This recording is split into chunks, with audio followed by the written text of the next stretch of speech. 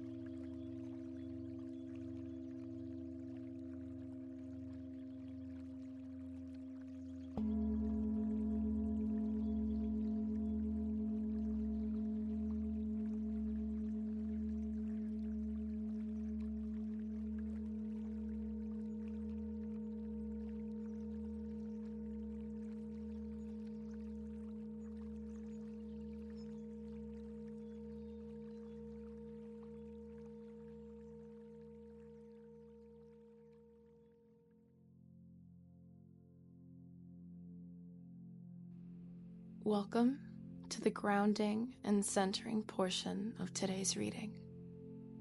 Before you choose the pile that you're most drawn towards, let's take a moment to ground and center ourselves. Close your eyes if you can, and take a deep breath in through your nose, filling your lungs completely, holding it for a moment at the top, and then slowly exhale through your mouth, releasing any tension or stress you may be holding on to.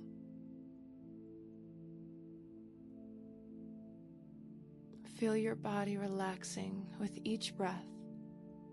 Imagine roots extending from the soles of your feet deep into the earth, anchoring you securely to the ground.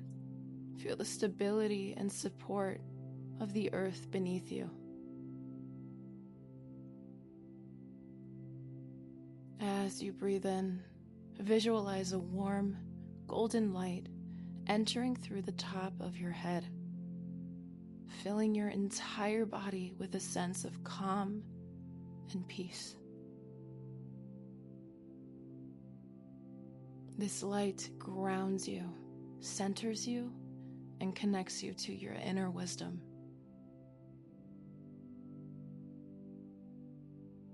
In a moment, I will play some tuning fork frequencies to help deepen your relaxation and enhance your connection to your intuition. Simply listen to the sounds and allow them to wash over you, bringing you further into a state of peace and centeredness.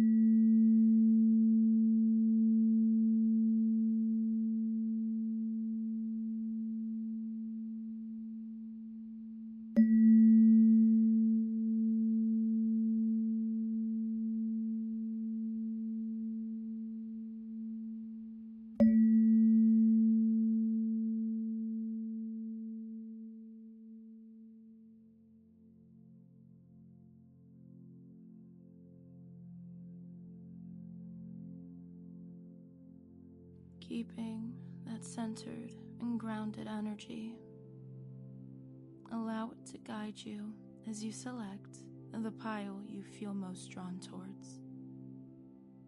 Trust your intuition and let it lead you to the message you need to hear today.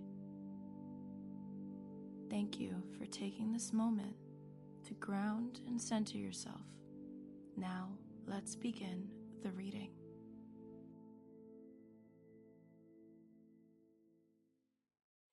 Welcome back, beautiful souls. Now that we have centered and grounded your energy through that grounding and centering practice, it is 100% time to choose the pile that holds your message. In front of you, you are going to see 3 significator cards, each representing one of the piles that we're going to be diving into today's reading. These cards reflect the energetic shifts that are unfolding within you and how they are opening up the doors to love in your life. As I reveal each card, I invite you to take a deep breath, soften your focus, and simply sit with your own energy. Let go of any overthinking and just allow the imagery, the colors, or even the symbols of each card to speak to you as they are placed on the table. For pile number 1, the significator card that is meant for you is the beautiful crystal of pyrite.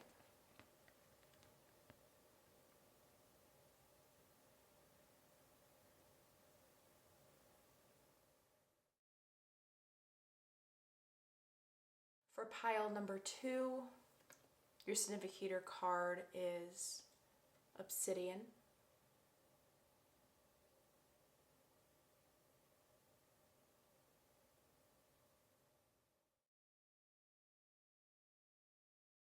And for our beautiful pile number 3, we have garnet.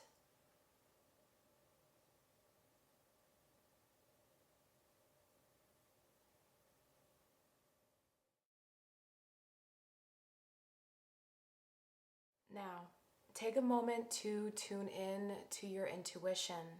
Which pile or which card is calling to you? Maybe it's pyrite, obsidian, or garnet.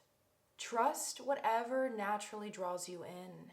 It could be a color or whatever appears in your mind, or even a subtle energetic pull towards one of these imageries. There's no right or wrong choice here. There can even be 2 that you feel drawn towards. Your intuition always knows, so trust in it. And once you feel confident in your selection, you can find the timestamps again in that description box below to jump straight into your reading. And if you happen to need more time, feel free to pause this video and sit with your decision until it feels right. So whenever you're ready, let us dive into your message.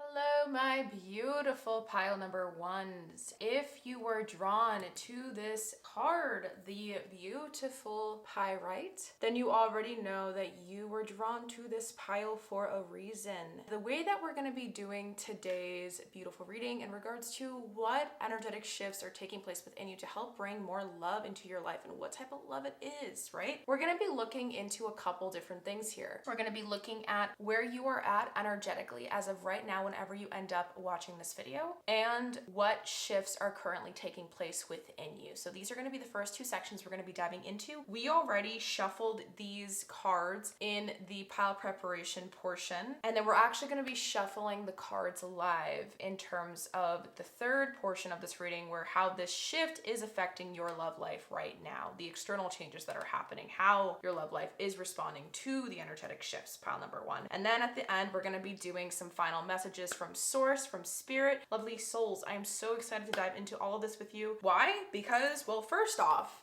the significator card that allows you to select this pile. Pile number 1, the pyrite crystal or mineral, whatever it is. It's all about abundance, right? But it's also about discipline and hard work. When I think of the energy of pyrite, I think about someone who wants it quick, something who wants, I'm hearing quick money, right? Because it is known as fool's gold. At least this is how I identify or define pyrite in my own interpretation of it. But at the same time, what's interesting is pyrite is also associated with a lot of like Saturnian energies, and also like the sign of Capricorn. It's also associated with Taurus.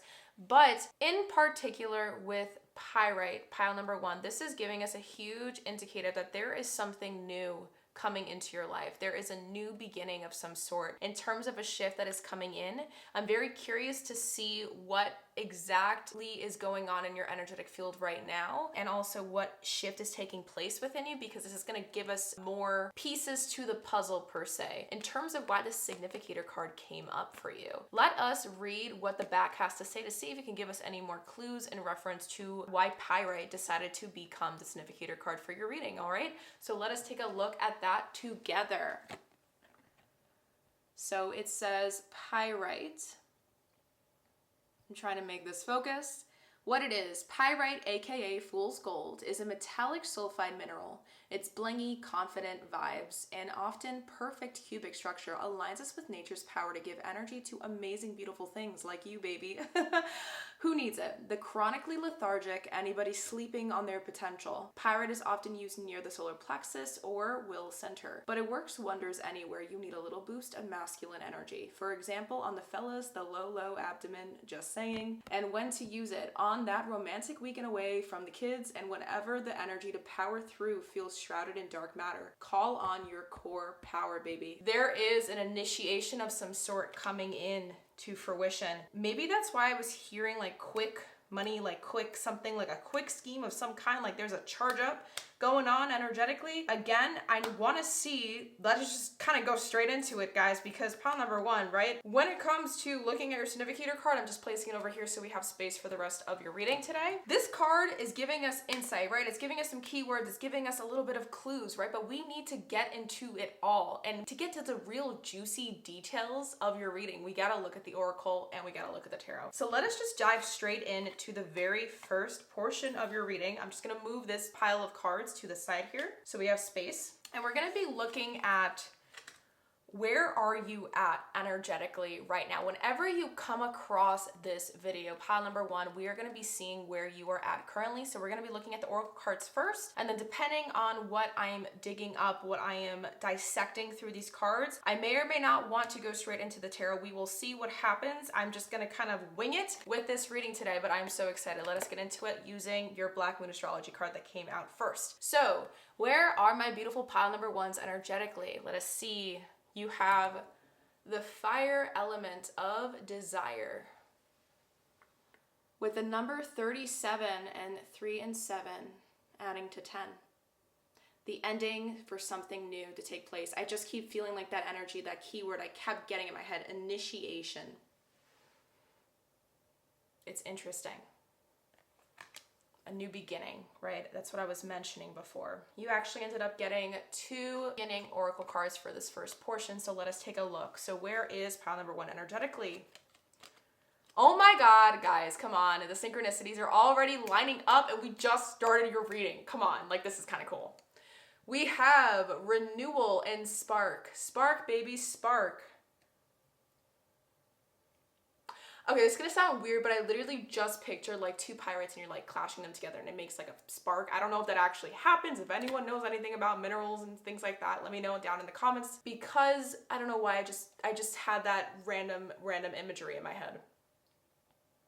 Power, power, power, power, power. I am intrigued. I am so intrigued already. I already love how the synchronicities are lining up. Let us see your final oracle card we have here. And it is spy, watching, and inspecting.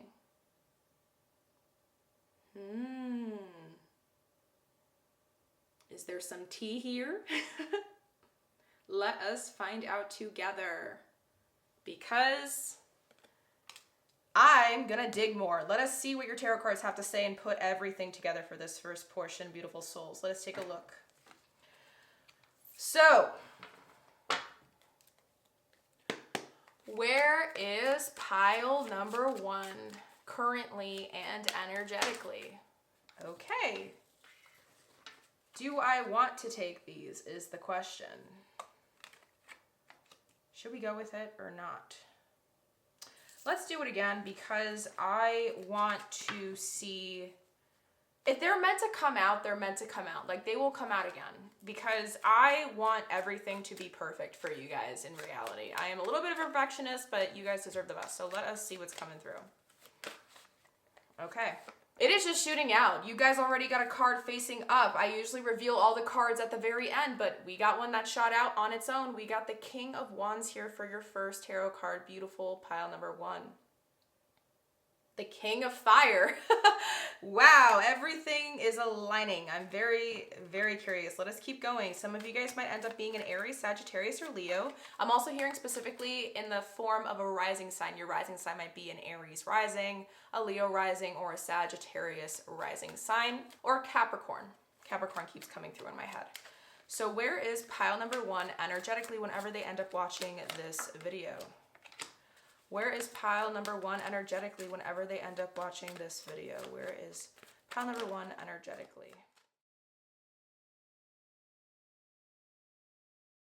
Okay, beautiful soul. So as you can see, we did have a card that came out upright. I will dive into it after I share what your back of the deck energy is. So for the back of the deck energy, revealing where you are at currently right now in your energetic state, pile number 1, we have the 6 of discs, also known as the 6 of Pentacles.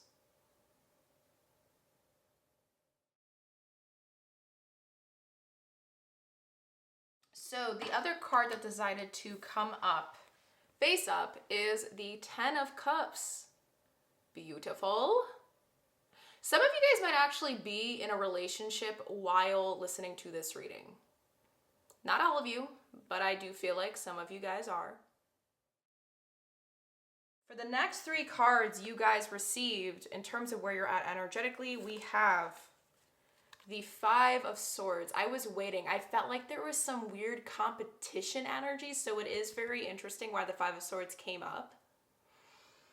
I really felt it. I felt it here with spy and watching. I'm like, is there some tea? I said, is there some tea? Do you guys remember? Whenever I think of tea, I think of comparison. I think of competition.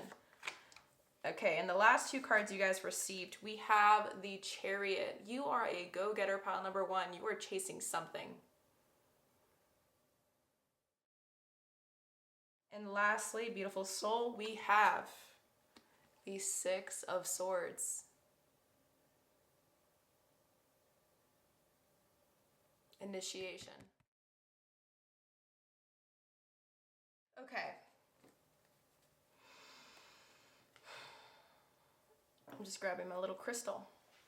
Pile number 1, where you are at energetically is giving me a lot of information actually. We have a very straightforward message here, but it also is kind of branching off into 2 separate specifics, I guess you can call it. So I am going to dive into both. And I want you to cherry pick what resonates, leave what doesn't. I do recommend that if none of you guys don't have anything to take notes with as of right now, please go grab something, open up the notes section on your phone and listen. Because I feel like this reading is gonna give you guys a lot of opportunity to be able to grow and do a lot of self-reflecting and a lot of just leveling up in life in general, okay? So in terms of where you're at energetically right now, pile number 1, I am feeling like you are in a position of power. Without a doubt, that's here. But what's interesting, you are still insecure about something. And this insecurity is making you forget how much in power you actually are in the situation you're in.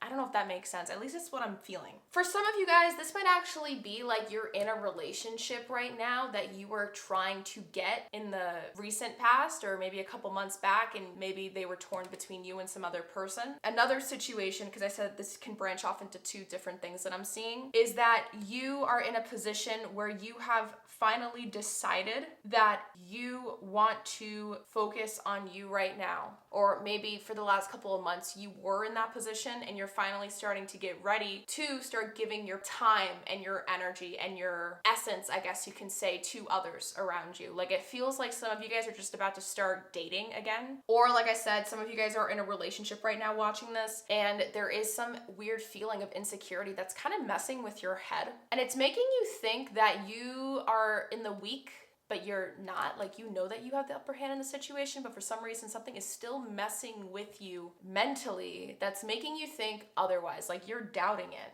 Regardless, there is a brand new beginning. So whatever situation you're at right now, pile number one, while listening to this, this is a time of initiation regardless of what situation you might be in or find yourself in right now. What I mean by this is that there's a bunch of new passion and a bunch of new opportunity that's going to be coming in very, very soon.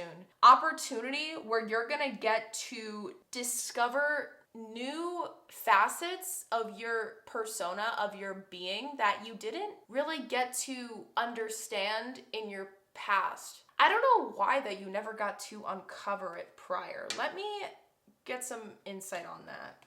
I want to understand, like, why. Why do I feel, what's going on with this spy and renewal card? Let me get some clarity. So what is going on? Thank you. And thank you. Ace of Swords. So the back of the deck, again, Ace of Swords we have here. When I got some clarity on what these two oracle cards have to do with. So we have the King of Pentacles and the Two of Pentacles showing up.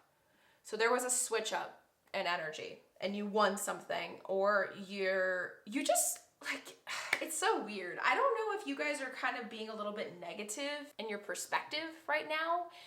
Regardless of what situation you're at, you're seeing the negatives, but you're not looking at the positives. And Source really wants to tell you, like, look, I don't know, it's funny, like, we're doing a love reading, but Source wants to call you out right now, guys. There's something beautiful here, and you're not giving it the attention it deserves. Like, you give it you sprinkle some excitement into your life, but not enough where it can really make a difference on how you're experiencing your life experience at this very moment. And Source is kind of calling you out, saying, like, look, this was all lined up for you so you can level up. Like, you have initiated something within you, and it is going to grow. There's something huge that's growing here. I don't know what it is. We're going to have to obviously dive into the next portion of your reading to take a look at that, because I feel like this is going to help us put together everything that's going on. But the fact that you have the Two of Pentacles with the King of Pentacles that came up to clarify these other two oracle cards we have here, this is showing to me that there is definitely, like, this feeling of, well, one, there could be another person in the mix where it does feel like you are being, I don't like that I'm going to say what's coming in the card, but you are being watched. You might feel like I said, there's an insecurity. Like, you feel like you have to keep looking over your shoulder, or, like I said, you're in a position of winning or, like, power, but something is still making you feel like you're in the weaker position. So honestly, I think us seeing what's currently shifting inside of you is going to help us get some more clarity here, pile number one. So let us do that right now. I'm going to leave these cards up. Oh my God, I just got a randomly channel message. Okay. Some of you guys might be in a relationship right now, and you might have actually just found out, or there's a paranoia in you, one of those, that your significant other is cheating on you, or might be in an emotional way, or in all different aspects. There is really bad insecurity. But I feel like it's paranoia more so. Like, you're messing with your own head. Again, I just wanted to point that out. I share everything that Source wants me to say. Sometimes it might come out of nowhere, and that's how it is. You know, this is one of those cases, okay? But let us take a look at the second part and put everything together here to get some more clarity. Let me just reshuffle and reset the energy so we can take a look at what's currently shifting inside of you right now. So we saw where you're at energetically, but now let's see what's currently shifting inside of you. Pile number one. So let me just place this to the side. Let us reveal the oracle cards for this portion. So what is currently shifting inside of you, pile number one? For your Black Moon Astrology card, we have Cancer with I feel, and the number 7. Wow. Okay. I need to say something. I need to say it right now. The number 16, 1 plus 6 adds to 7. The Chariot card is ruled by Cancer. You have 2 full moons. You have full moons being depicted here. The full moon, the moon is it's not a planet, but I'm going to say it. It's a rock, but you know what I mean. It's a planet, the planet associated with the sign of Cancer. This is actually helping me get some more insight. There is something where you're going with your gut on something. Like, there is a weird gut feeling. You can't put you can't pinpoint it exactly right now. It just feels like it's there. Like it's kind of messing with your insides. I know that sounds weird, but this is how I'm picturing it energetically. The last oracle card we have here in terms of what's currently shifting inside of you, we have celebration, gifts, and abundance. Beautiful. Abundance. I'm thinking of your significator card, Pyrite, and initiation, opportunities, new beginning. Let us shuffle your cards for this second portion and get your tarot out, and then we'll just kind of piece everything together before diving into how the shift is affecting your love life, okay? So what is currently shifting inside of pile number 1? What is currently shifting inside of pile number 1?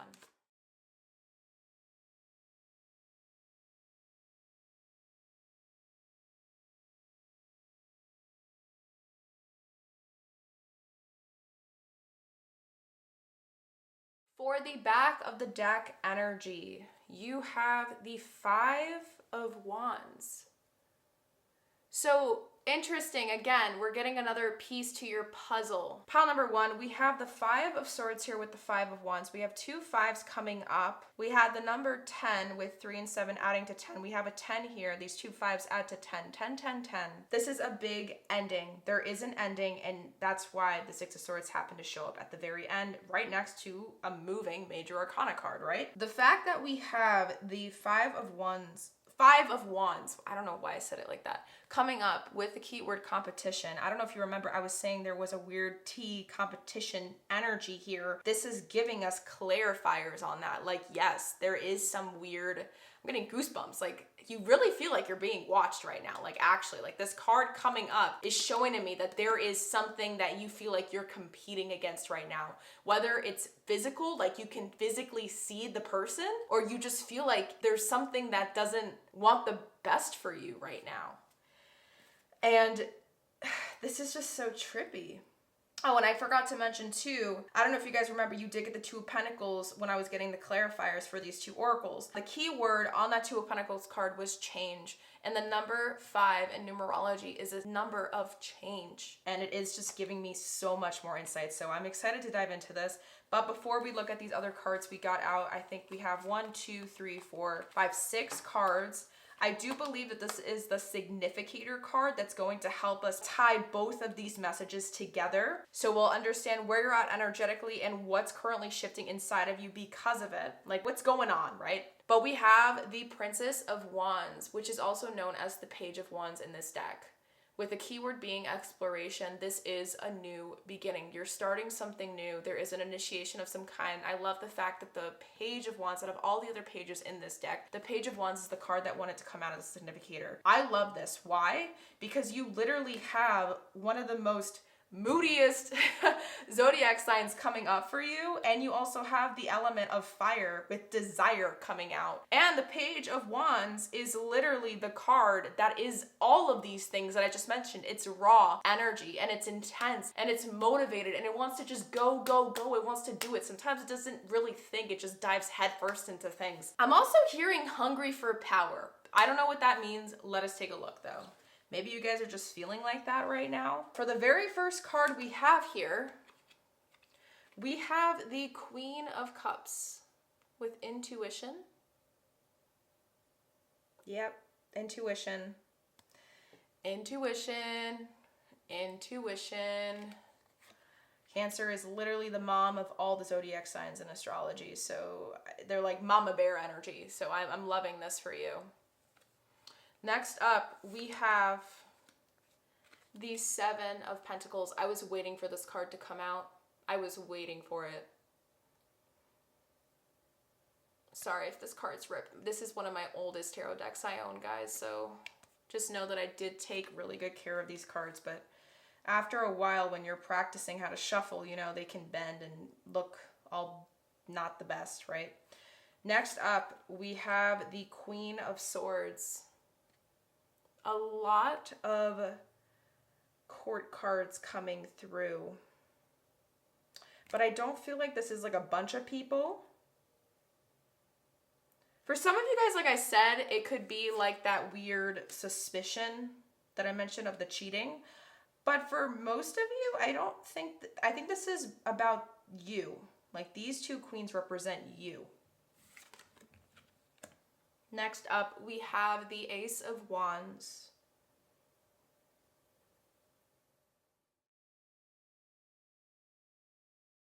And we have the Ten of Swords.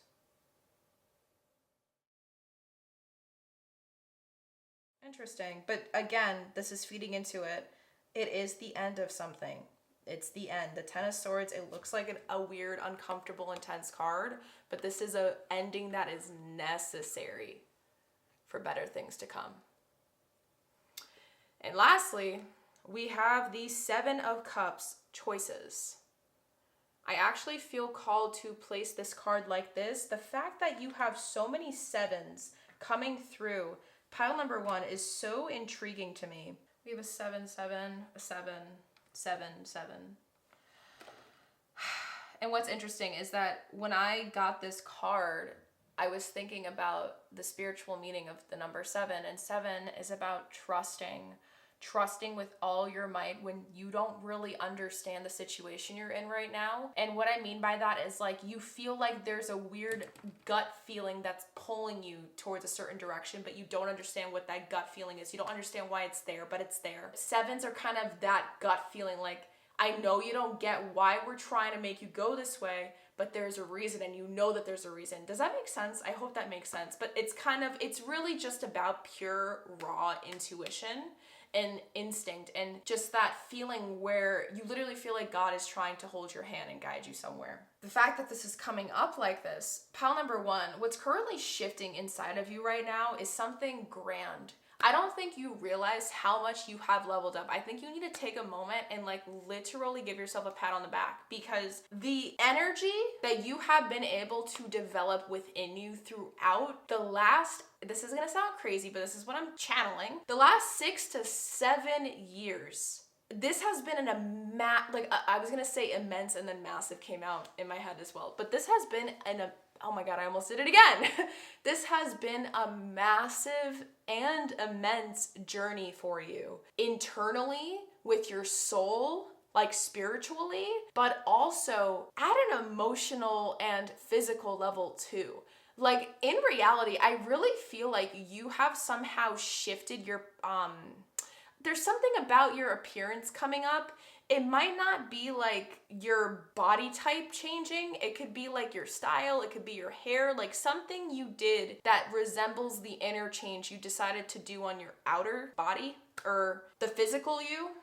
So that could be like maybe getting your nails done when you don't normally get your nails done, changing your hair, cutting it all off, or letting it grow out, or doing a new makeup style that you started falling in love with, or going to the gym more. Maybe you lost some weight. Maybe you're learning how to love yourself and you're just embodying like this, I don't know what it is. There's like, there's a sexiness to you, pile number one, is what I'm trying to say. And you're owning it. But the more you own it, the more you feel like there's eyes on you and there's like this feeling of uneasiness. I think though that you're learning that regardless, that feeling, you're starting to accept the fact that it's always going to be there, but it's about what you choose to do with it that matters. I actually see that there's something shifting within you, pile number one, that has a lot to do with you just trusting yourself more. You're trusting more in what your heart is trying to share with you on an emotional level. I don't know if you are not, okay.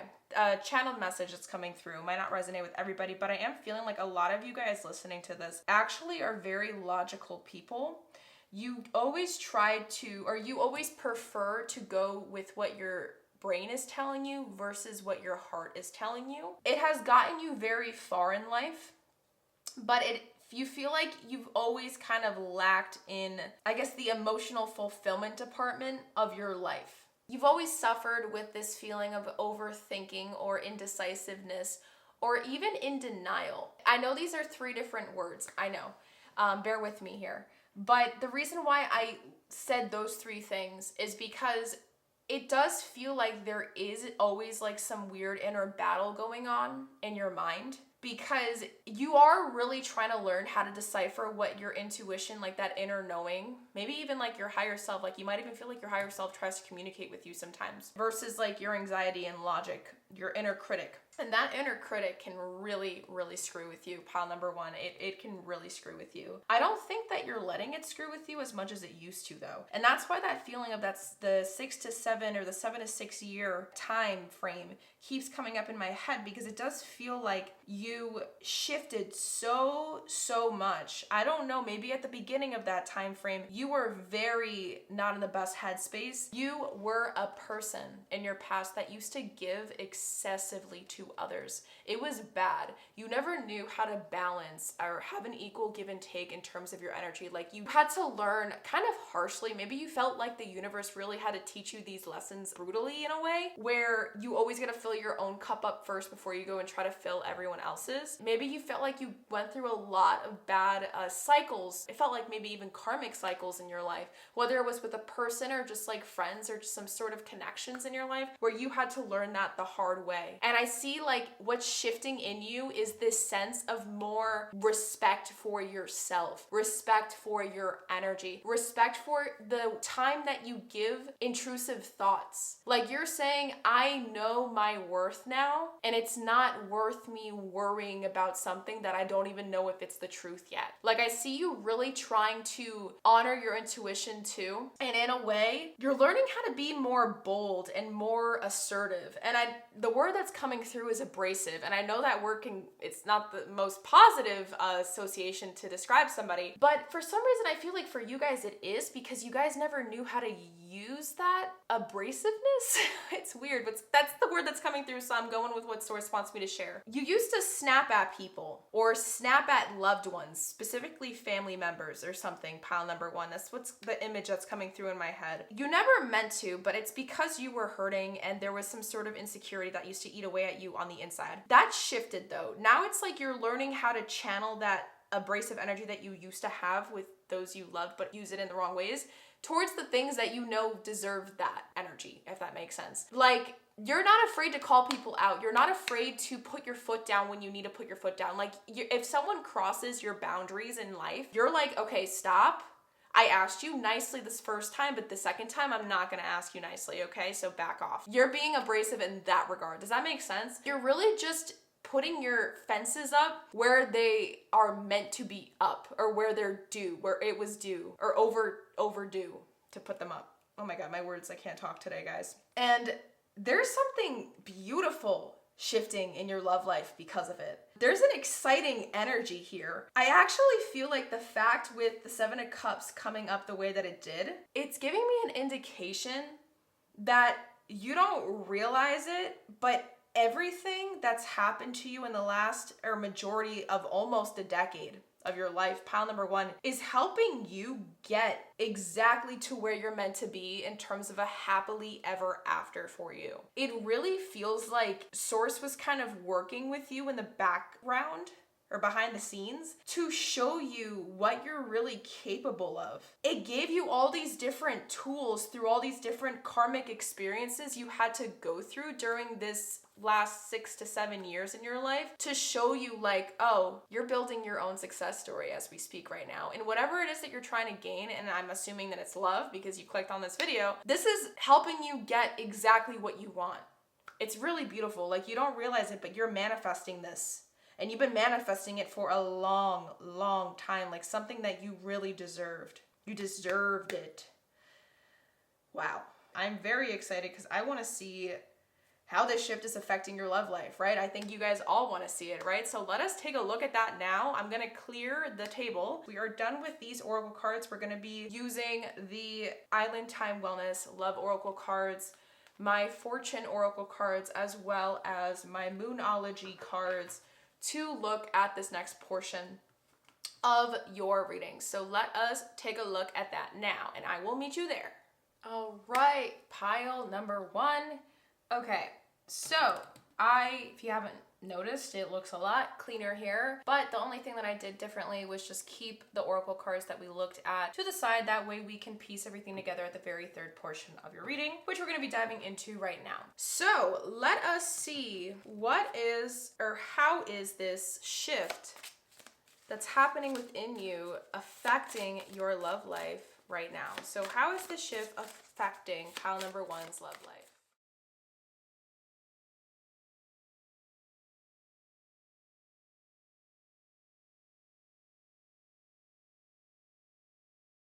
In the back of the deck, I'm going to be looking at the back of the decks for all of these guys. So the back of the deck we have here is Dragonfly with the number 8. Have confidence during this time of great joy, renewal, and connection to spirit. All right, so let us put this card here. All right, so we got a fortune card out. So now let us see what Moonology cards want to come out for you. So how is pile number one's shift affecting their love life? How is pile number one's shift affecting their love life?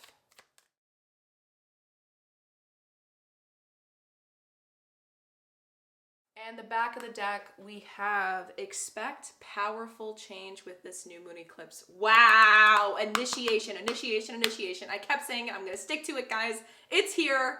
Guys, come on. New moons, new beginnings, eclipse, intensity. Pew, like, come on. That's why I was picturing the pirates clashing together. There's power. Damn, like, are you guys going through like some huge level up? I don't know, for some of you guys, I keep picturing someone who went through a huge level up, and some people can't even recognize you anymore. I don't know, whatever you guys did, okay? But you're winning, okay? Stop thinking you're not. Please, pile number one, like, this just keeps coming up that you are winning, okay? Literally, you have gift, celebration, abundance. Come on, you're winning. Renewal, new beginnings, initiation, opportunities. Let's go. I'm so excited. Let's keep going. And I keep thinking the number 8 here with the 8th house. I think of like sexuality. And remember I was thinking like of like you're super sexy, like there's a sexiness to you. And I love that the number 8 came up here. How is this shift affecting your love life? Well, you look different. There's something about your energy. And if there's nothing that changed about you on the outside, pile number one, that this is just your aura. Something has made you so much more magnetic to the like people around you. It's just, you have leveled up immensely, okay? Like, I am so proud of you because I know that these last 6 to 7 years were not easy. I can feel it. I feel it in my bones that this was not an easy time. You guys have had me so ramped up this entire reading so far. Like, I'm literally your hype person right now, pile number one. And for my most favorite cards, the love oracle cards I have here. Let us see. How is pile number one's shift affecting their love life? Whenever they end up watching this video, how is pile number one's shift affecting their love life? You're literally a phoenix rising from the ashes. I just got that image like randomly shoot into my head right now. So the back of the deck, it says, not today, not dealing, hurt, avoiding a conversation, caller, person, boundaries, still angry. I actually don't see this as a negative. I'm picturing somebody with this emotion that they're doing as if like you're done.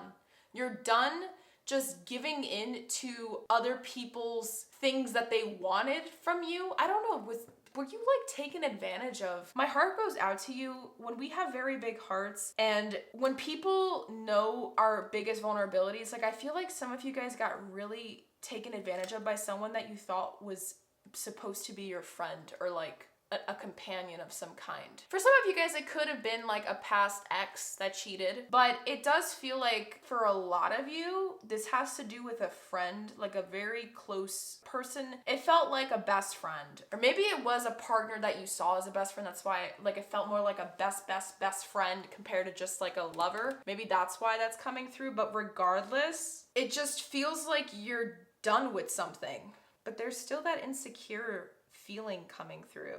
but you're learning how to overcome it. The shift in you is that you're learning how to keep moving forward regardless of that paranoia that's there every once in a while, that inner critic that tries to whisper things in your head and say those things that mess with you so badly. I feel like during the last 6 to 7 years, pile number one, you've been able to learn how to get better at dealing with it. And I believe that this card is coming through to show that you're done listening. When I see this phone and they're like moving the, what the frick is this called? I forgot what this is called. The thing that you pick the phone up to listen. Okay, you know what I'm talking about. That thing.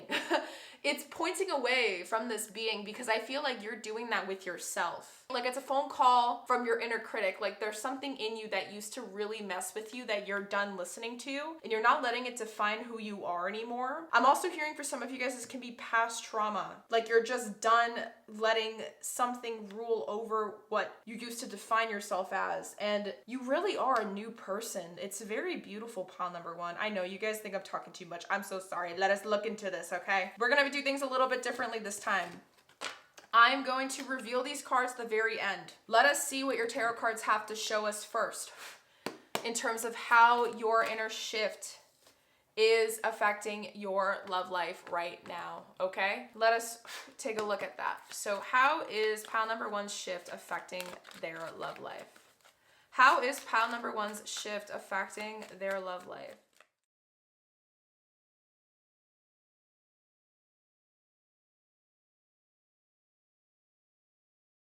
You for these cards. I have no clue how many we got out, but for the back of the deck energy, we have the Princess of Cups, also known as the Page of Cups in this deck, with the word dreams. And now I'm remembering the Ten of Cups that you got at the beginning of your reading. You are like following your heart on something right now. There could be a person, maybe you're pursuing a person in your life or a person is trying to pursue you and you're learning how to trust in that more. Maybe this person feels right, but you can't explain it. 1, 2, 3, 4, 5, 6, 7, 8. We have 8 cards. 8, 8, that's funny. I don't count when I pull out the cards, guys. For the first card we have here, we have the 4 of Cups with the keyword meditation. Next up, we have the King of Cups with control. A message is already coming through, but I am going to keep my mouth shut until we get at least another 2 cards out. We have the 9 of Wands with resilience. Beautiful.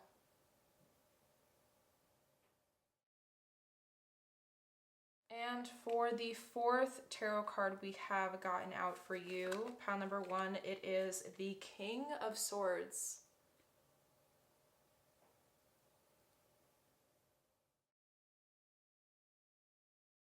Did you guys have a Queen of Cups and the Queen of Swords when we looked at how, like, what is your inner shift?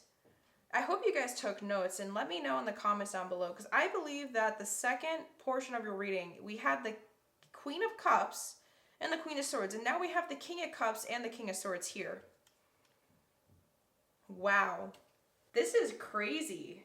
And what's funny, I'm looking at your back of the deck and you guys can't see it, it's cut out, but I literally just see the keyword works. Let's see if it focuses for you. It's like this. I was looking down and I just see the word works. I don't think it's gonna focus.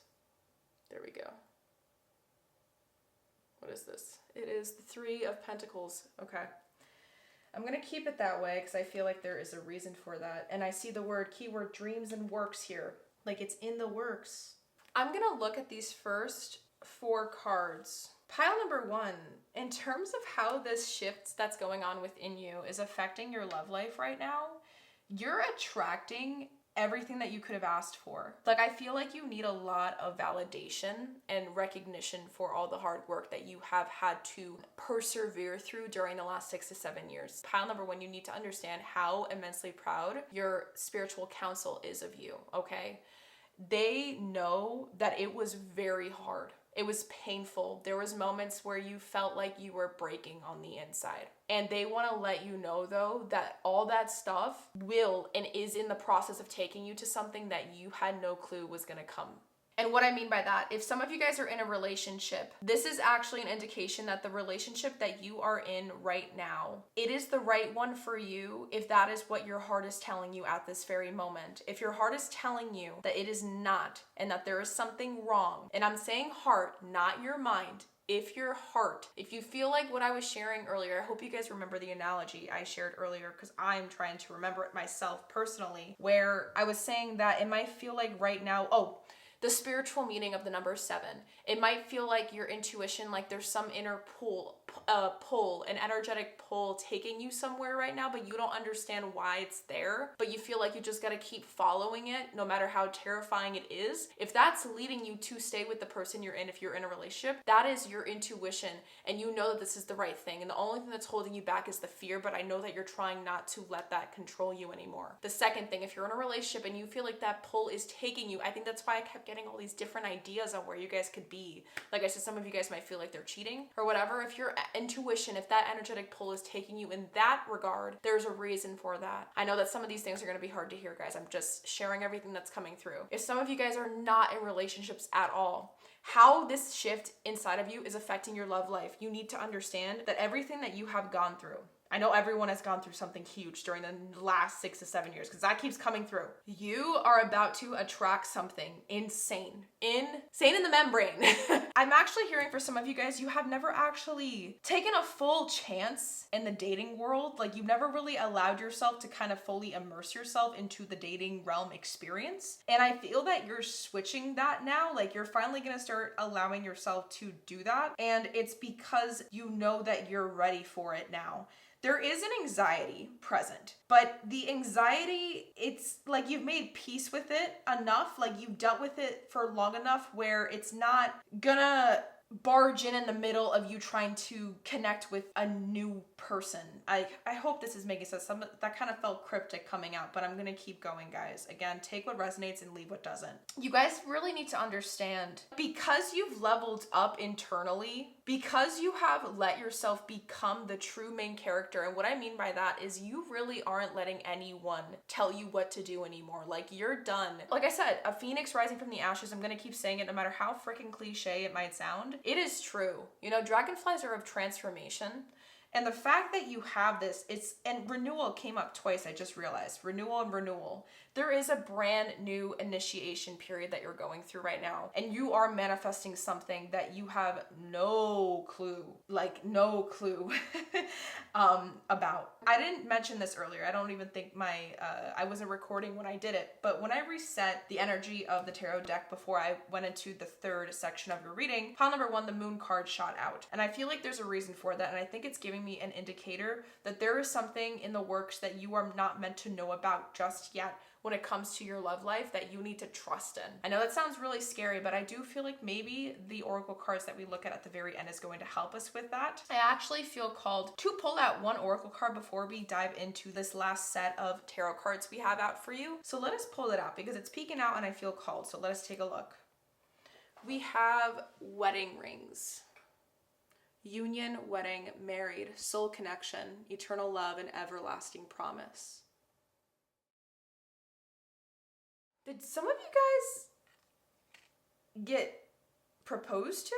Like get given an opportunity for that? Is that why you're so scared? Because that also feeds into this, right? I didn't even think of that earlier. Like it feels like you're winning in life, but you're still insecure. Like that would make sense. This can also just be an indication that if none of you guys are going through that right now, but if you are, congrats. But this can also be an indication that, okay, this is such a specific channel message. It's not going to resonate with everybody, but I'm hearing that some of you guys had a really bad fear of commitment. This is the first time in a connection, if you are in one where you feel like you're going to get tested in ways that you never thought you would before, but you're capable of handling it. Stop being like doubtful of your ability to handle it because you are capable, okay? I don't think everyone needed to hear that, but for some of you guys, the select few, just know that you can do this. If that fear is really messing with you right now, you can do it and it's gonna be so worth it. It's gonna be worth sticking through, I promise. There's a reason why all these things are here, right? Some of you guys do get engaged though.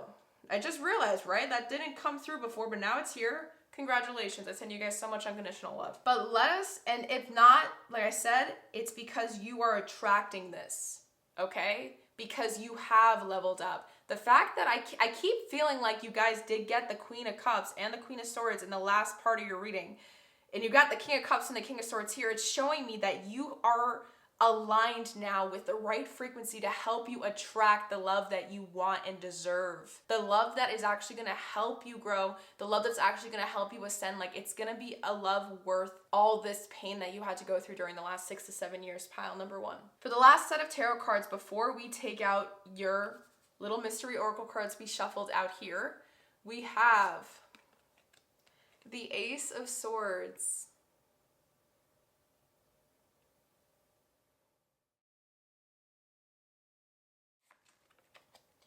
the Eight of Discs, also known as the Eight of Pentacles.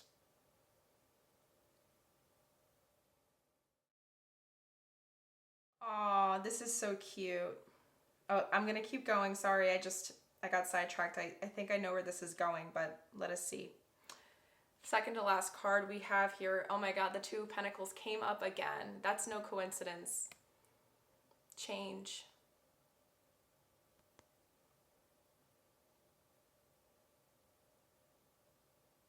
Oh my God, I'm like smiling so hard. You guys can't see it, but I'm smiling. Oh my God, I'm literally gonna cry. I'm literally gonna cry. Ah! Okay, I love how you guys are the first pile to start off this reading. And lastly, pile number 1. The last card you guys have and how your inner shift is affecting your love life. We have the Significator card that tied together the first 2 sections of the beginning of your reading. We have the Page of Wands again. I have goosebumps. Oh my gosh.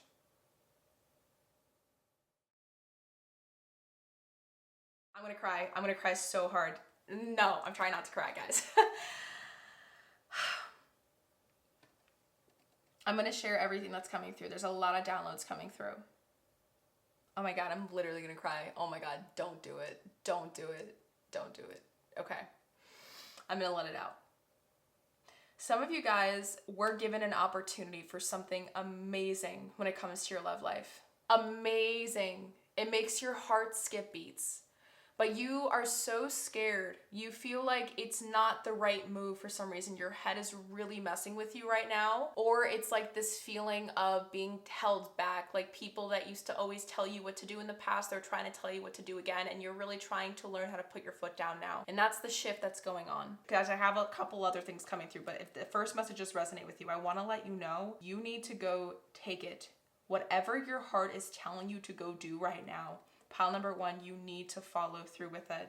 It is taking you somewhere that you literally never knew that you were worthy of during the last 6, 7 years. You thought that you were never gonna be able to find it. Like, I'd still feel the 6 to 7 year time frame, but the exaggerated feeling for how you guys felt during the last 6 to 7 years felt like decades for you guys. And how much growth you've had to make. Like, maybe you can't even recognize yourself. Like, who were you 6 to 7 years ago versus the version of you now? They're very different people. Some of you guys are so scared to take this leap of faith.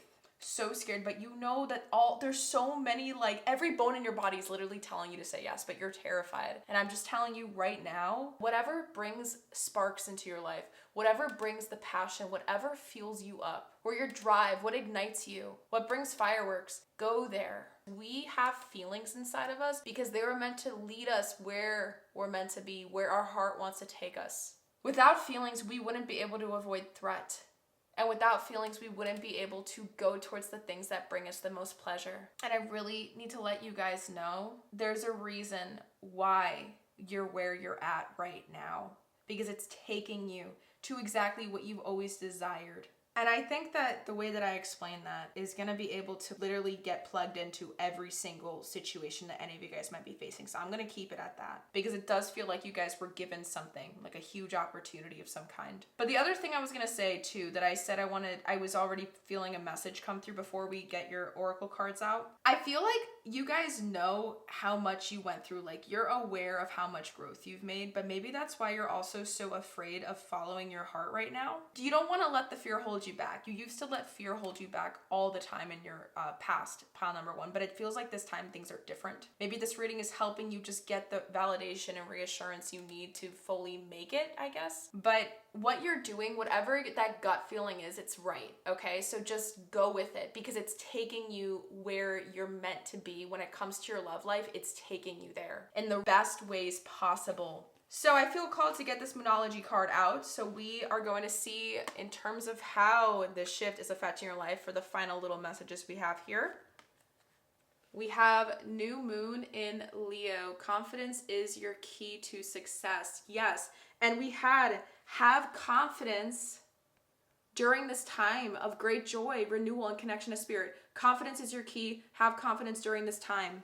Pile number one, you have 2 new moons coming out. There's no coincidence here. You are being called to trust. This is a fire sign too. And I'm thinking of the strength card now because it's the Leo, new moon in Leo, but it's 8, and the 8th card in Major Arcana is the strength card. You're meant to keep trusting. And what's actually really beautiful is Leo's, every zodiac sign rules a specific part of the body, and Leos rule the heart. There's no coincidence here. This is all synchronicities that are matching up to show to you that this is your time, to show to yourself how much you really love yourself by choosing what the heart knows is best for you right now. The next oracle card we have here that I feel called to flip over next. Oh my gosh, guys, you have the dragonfly. You have the dragonfly. You have 2 dragonflies. Come on, pile number one. Let's see the words. Be lighthearted, finding out, things coming to light, adapt, change and heal.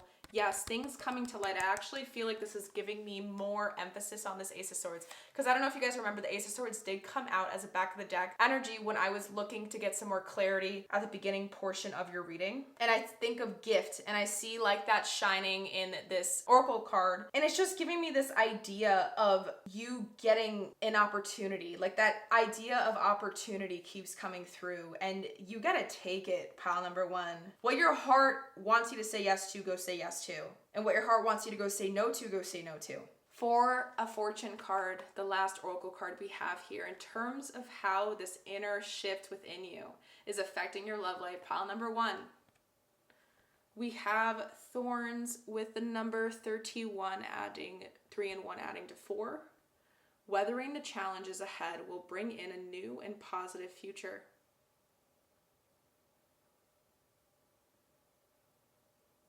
I knew it. If you can keep trusting in yourself right now with all your might, pile number one, if you continue to keep doing what you've been consistently doing, I feel like you just started doing this, but you've been getting good at it. That's why this thing started, and it started happening at the time it did. It's because it knows you're ready. Opportunities will not show themselves to us. Whether you, remember, we all identify something as a positive or negative opportunity, right? But at the end of the day, there's no such thing as positive or negative. It's just our own human brain trying to label things as such. When in reality, everything is taking us to growth at the end of the day. And everything that is taking us to growth means that we are evolving, means that we are ascending. The more that we ascend, the more we level up, the more we change our frequency to better align with the things that we are really and truly meant to gain and experience in this lifetime. This is taking you, like I said, regardless of what situation you are at right now, whether you're single, whether you're in a relationship, whether you're about to leave one, wherever, you need to hear this out. This is taking you to that new beginning. You have the dragonfly that came up twice, and there's a reason for that. You're literally emerging. You are leveling up. I know it's hard to see it. Maybe for some of you guys listening to this, it is hard because maybe there's this like I said, I kept feeling like there's weird little insecurity thing. Now I feel like the thorns is kind of giving me some confirmation on that. Perhaps you're scared and you're gonna have to kind of fight with yourself every once in a while, like to keep reasoning with yourself why you made the decision you are about to make. I want to let you know that if you keep trying to befriend your mind and your heart moving forward, whether that means journaling with yourself and reasoning with yourself until you get to the rationality parts, because we got the King of Cups here and the King of Swords. This is about being logical and also befriending those parts of you, the things that we tend to always clash with, our head and heart. How can you befriend those things? And I really feel like it's journaling. There's a reason why I think journaling keeps coming in, and I think that it's telling you to just keep trusting in yourself. Like, it's true. It's really coming through here like crazy. Like, stop being afraid of it. Who cares if it hurts anyone? Just do it.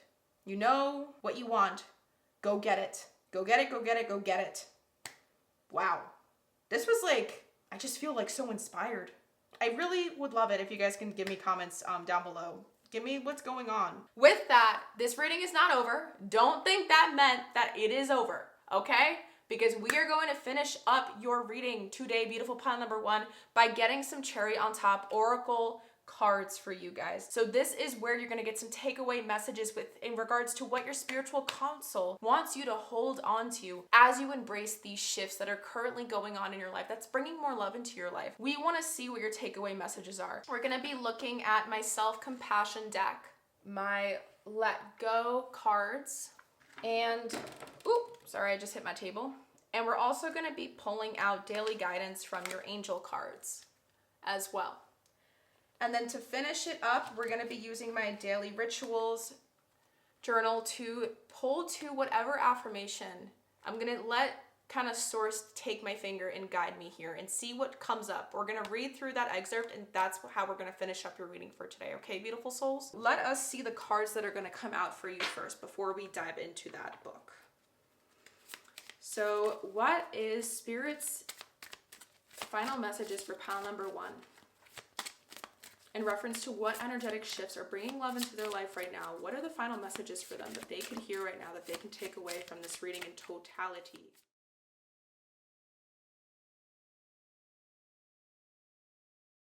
So we have one card here in the back of the deck.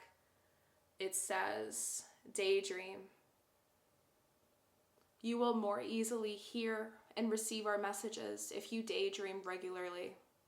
Relax and open your mind to receiving without directing your thoughts. Just notice any feelings, visions, or ideas as if you were watching a movie. This is the seat of creativity.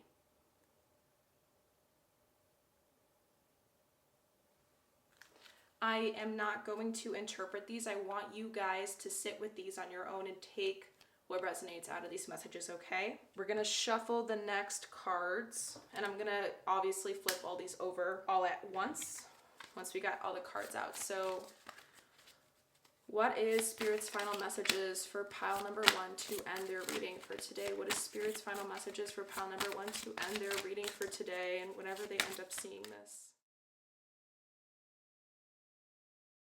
In the back of the deck here, sorry, I just hit my camera thing. It says, present moment. We all think happiness is something that will come later when conditions in our lives are better. For 5 breaths, let go of any thought about the future and see if there is happiness to be found in the present. I'm going to pause for a second so you guys can write this down, or pause this video right now to take note.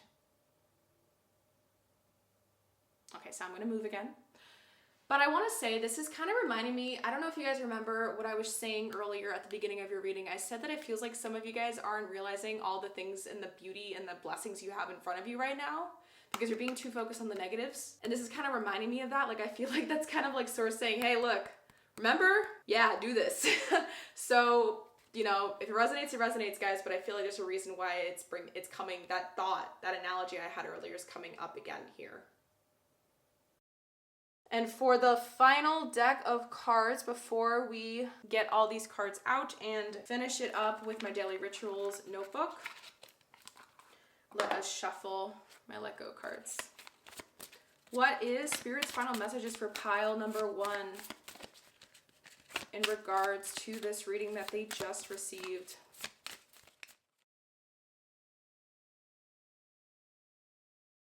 And for the back of the deck energy, the final back of the deck energy for today's reading for you, pile number 1, it says, don't push or grasp for what you want.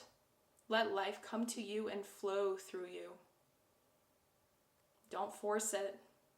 I feel like this is where it's really scary because maybe you guys used to always feel like you needed to be in control of your life all the time. And I feel like Source is kind of coming here to say, like, this thing that's being offered to you as an opportunity, like, there's a reason why you didn't have to go do it. Does that make sense? I hope that makes sense. But let us flip over these final cards before we get into this journal. So for the self-compassion card that came out for you, rear view wishes. Make a wish. Oh my gosh. Oh my gosh. Why does it say that? Why does it say 7-year-old? Maybe you guys were 6 to 7 years old. I don't know. Like, there's something with the number 6 to 7 years old. I don't know why I'm tripped out. But again, this is for you guys, not for me. Okay, let's read. Make a wish for your 7-year-old self. How about your teenaged self? How about a wish for yourself today?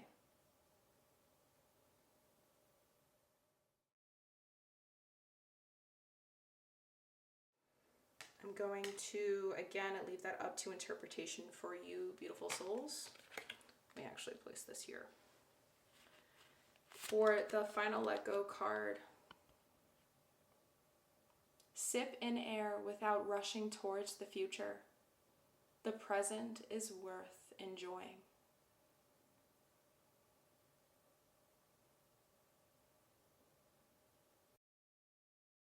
And for your final takeaway message from Spirit, fresh air. Your body needs refreshment from oxygenated air generated by grass. I almost said glass. By grass, trees, plants, and flowers. Spend time outside today, as near to Mother Nature's cradle as possible. Open your curtains and windows to refresh your home as well. Fresh air for a new beginning. It really feels like you guys are making peace with something, though. You're finally coming to peace with something. And to finish up your reading, pile number 1, I'm excited to do this. Let us see what affirmation wants to come up for you, and let us read that excerpt to finish it up for today. For pile number 1, this personal notes. I'm going to go with it. There's got to be a reason. Self-love reminders. Tell me all the things. I thought it was going to be an affirmation, guys, but I guess you got reminders. Tell me all the things you love about yourself. I love my strength, my wisdom, and my courage, my compassion, my kindness, and my sensitivity, my humor, my good heart, and my positivity. I love my loyalty, my creativity and intelligence, my motivation, perseverance, and passion, my ability to love unconditionally, my honesty and integrity, my connection to self, to source, and to my intuition. I love my independence, thoughtfulness, and uniqueness, my open mind, my joy of making others laugh, and my acceptance of change, my self-discipline, my gratitude, and my ability to dream big.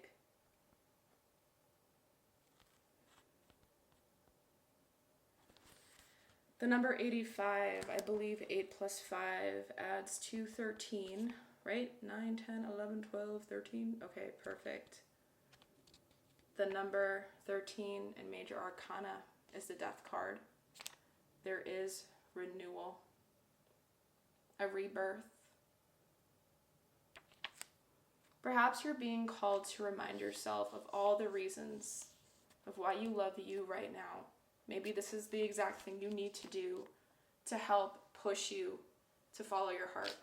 But with that being said, pile number 1, this is what concludes your reading for today. So thank you so much for spending this time with me and allowing me to connect with your energy. I truly hope this reading helps you gain clarity on the shifts happening within you and how they are opening new doors in love. If this reading did resonate, I'd love for you to give it a thumbs up. It really supports the channel and helps others find these messages too. And if you want more intuitive guidance on your self-growth and love journey, consider subscribing, as my goal is to empower you to recognize your own healing, step into alignment, and attract love that mirrors your highest self. Take care of yourself, pile number 1. Trust in your path and know that everything is aligning exactly as it should.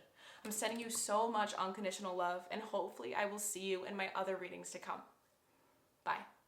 Hi, beautiful pile number 2s. And if this is the card, or should we say crystal, that allowed you to select your pile, this beautiful obsidian, then you already know that this reading is 100% for you in regards to the energetic shifts that are taking place within you, that it's bringing more love into your life. So we're going to be diving in to a lot of different things when it comes to this topic in particular, which is where you're at energetically as of right now, what is currently shifting inside of you, and how this shift is affecting your love life. The external changes. What is it doing? We're going to get to dive into all of that. And then we're also going to finish up this reading with any cherry on top additional messages that Source and your spiritual council would like to provide you with, so that you can walk away with this reading kind of having these last things kind of sitting with you, simmering with you, and maybe you're going to even get to work on them. There might be some extra exercises you're going to get to do in your own time after this reading is complete, okay? We have a lot of different cards here. The cards that I actually shuffled during the pile preparation portion, which is this pile that I have right here, we have 2 separate piles. So we have this pile being for the first question and this pile being for the second question. As you can see, we do have some extra cards that ended up coming out for the first section, and I don't really have a plan on how many cards choose to come out. Whatever comes out, I allow Source to kind of guide me there. Just want to keep in mind too, I do plan on shuffling live for the very third section of this reading, which is how this shift is affecting your love life, which we're going to be actually using these cards up here. You probably aren't able to see them. Unfortunately, the video, the visual, whatever, I forgot what this is called. I'm having a brain fart moment right now where it's cut off. You can't see it. Yeah.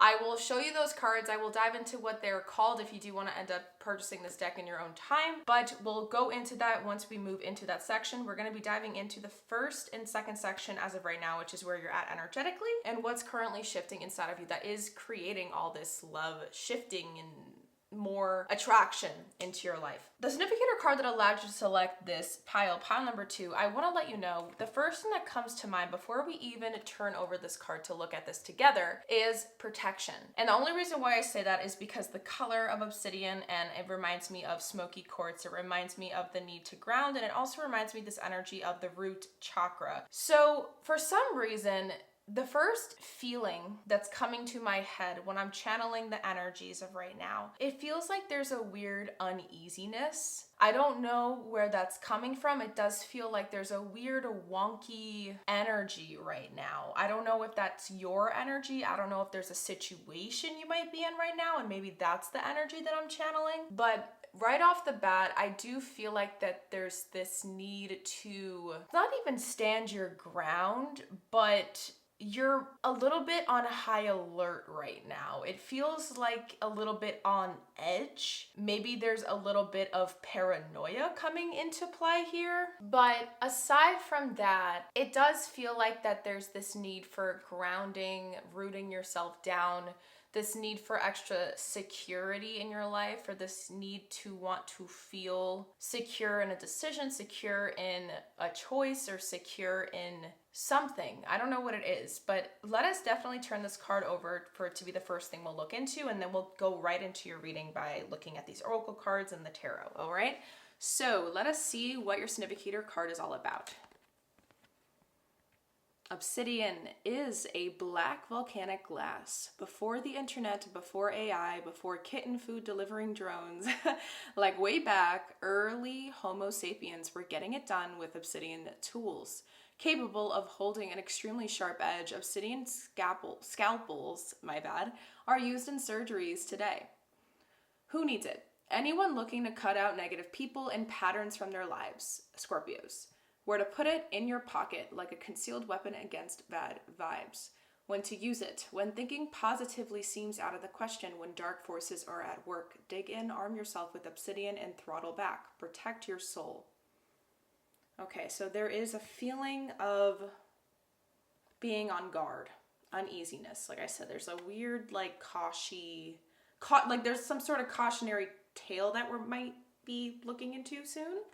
But I am very curious, so let us just dive into this. Let's take a look and see where you are at energetically right now by diving into this first set of oracle cards. I'm just going to place your significator card up here so we have space. Depending on how this goes, I'm planning on just kind of doing everything as organically as possible, allowing source to kind of just guide me. Before we even dive in, please, I highly recommend get a notebook or get something you can take notes with, whether that is the notes app on your phone, just have it ready for you to take notes. Please take what resonates, leave what doesn't. Remember, this reading is going to have a lot of different facets to it. I actually feel like for you guys in particular, pile number 2, that this reading is going to have a lot of, I don't know why this word that is coming to my head, but I'm going to say it, baggage. It feels like there's a lot of baggage with this reading. I don't even know what that means, but maybe it'll make sense as we uncover it together. So with that, I am just going to move this little set of cards to the side here. That way we can have the main focal point being your first section, which is where you're at energetically. And let us get the tarot cards nice and ready for us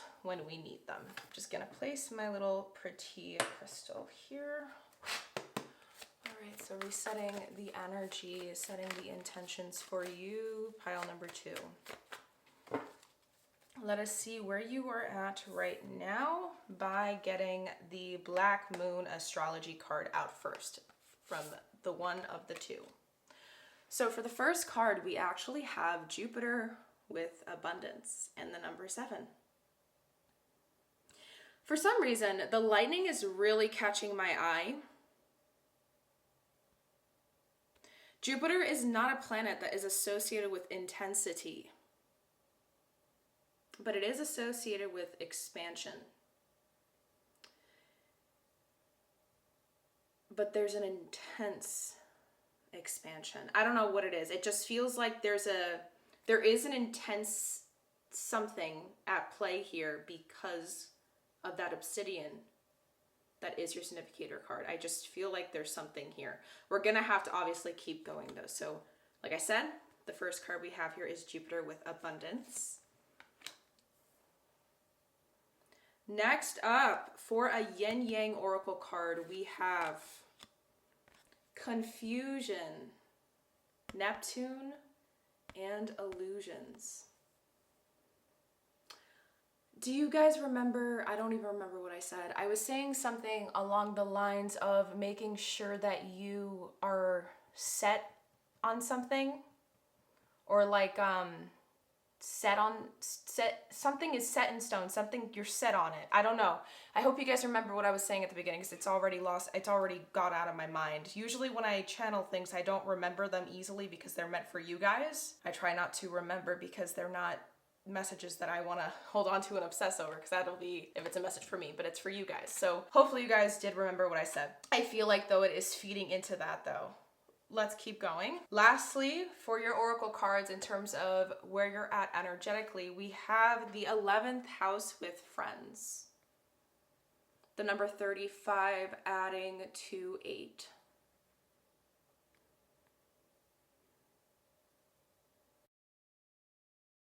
Okay, I'm getting a storyline.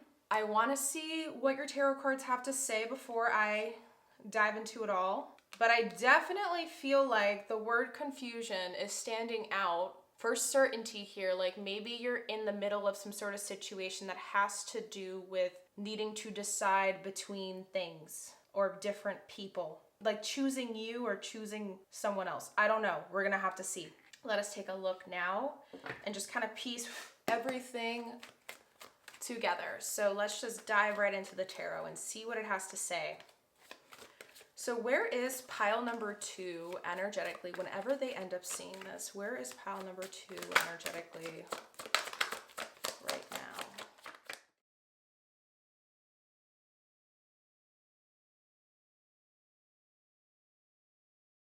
All right.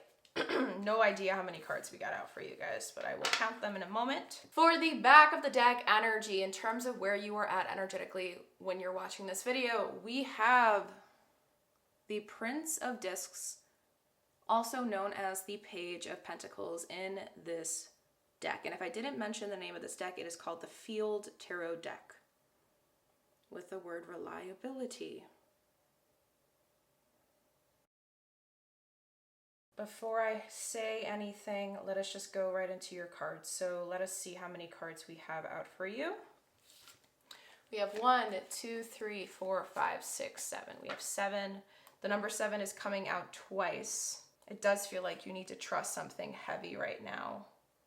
I do feel like this has to do, yeah, like obviously this is about love, but I really feel like a lot of you guys listening to this have to do with you needing to make a decision on people. Something to do with people. And you're really unsure on how it's gonna go. Feels like some of you guys already made your decision on it though. Again, let's just take a look. So for this card I'm seeing it being the symbolizing the overall energy of what's going on within your energetic field right now, okay? So this is gonna be kind of like signifying everything. It's gonna combine the oracle energy with the tarot all together. So we have, oh, people, yes, okay.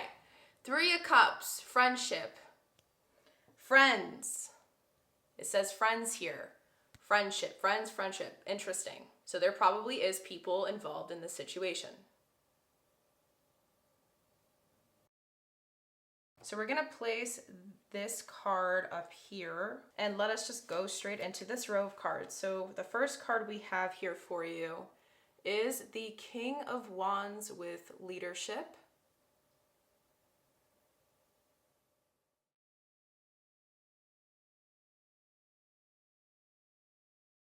Next up, we have the 4 of Discs with stability.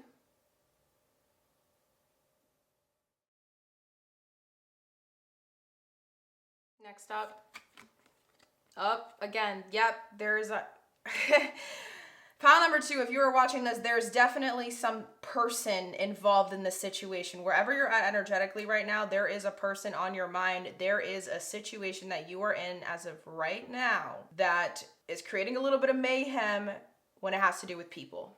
We got the 2 of Cups.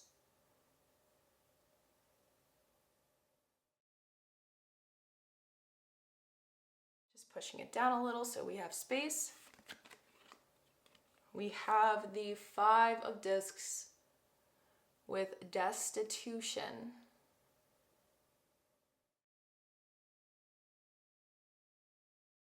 I'm going to place these final 2 cards right here in between these 2. So let me just make sure I have space.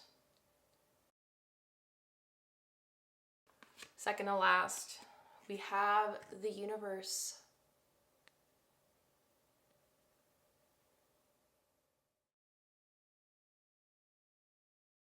I want to make sure you guys can see everything. I'll place it like this.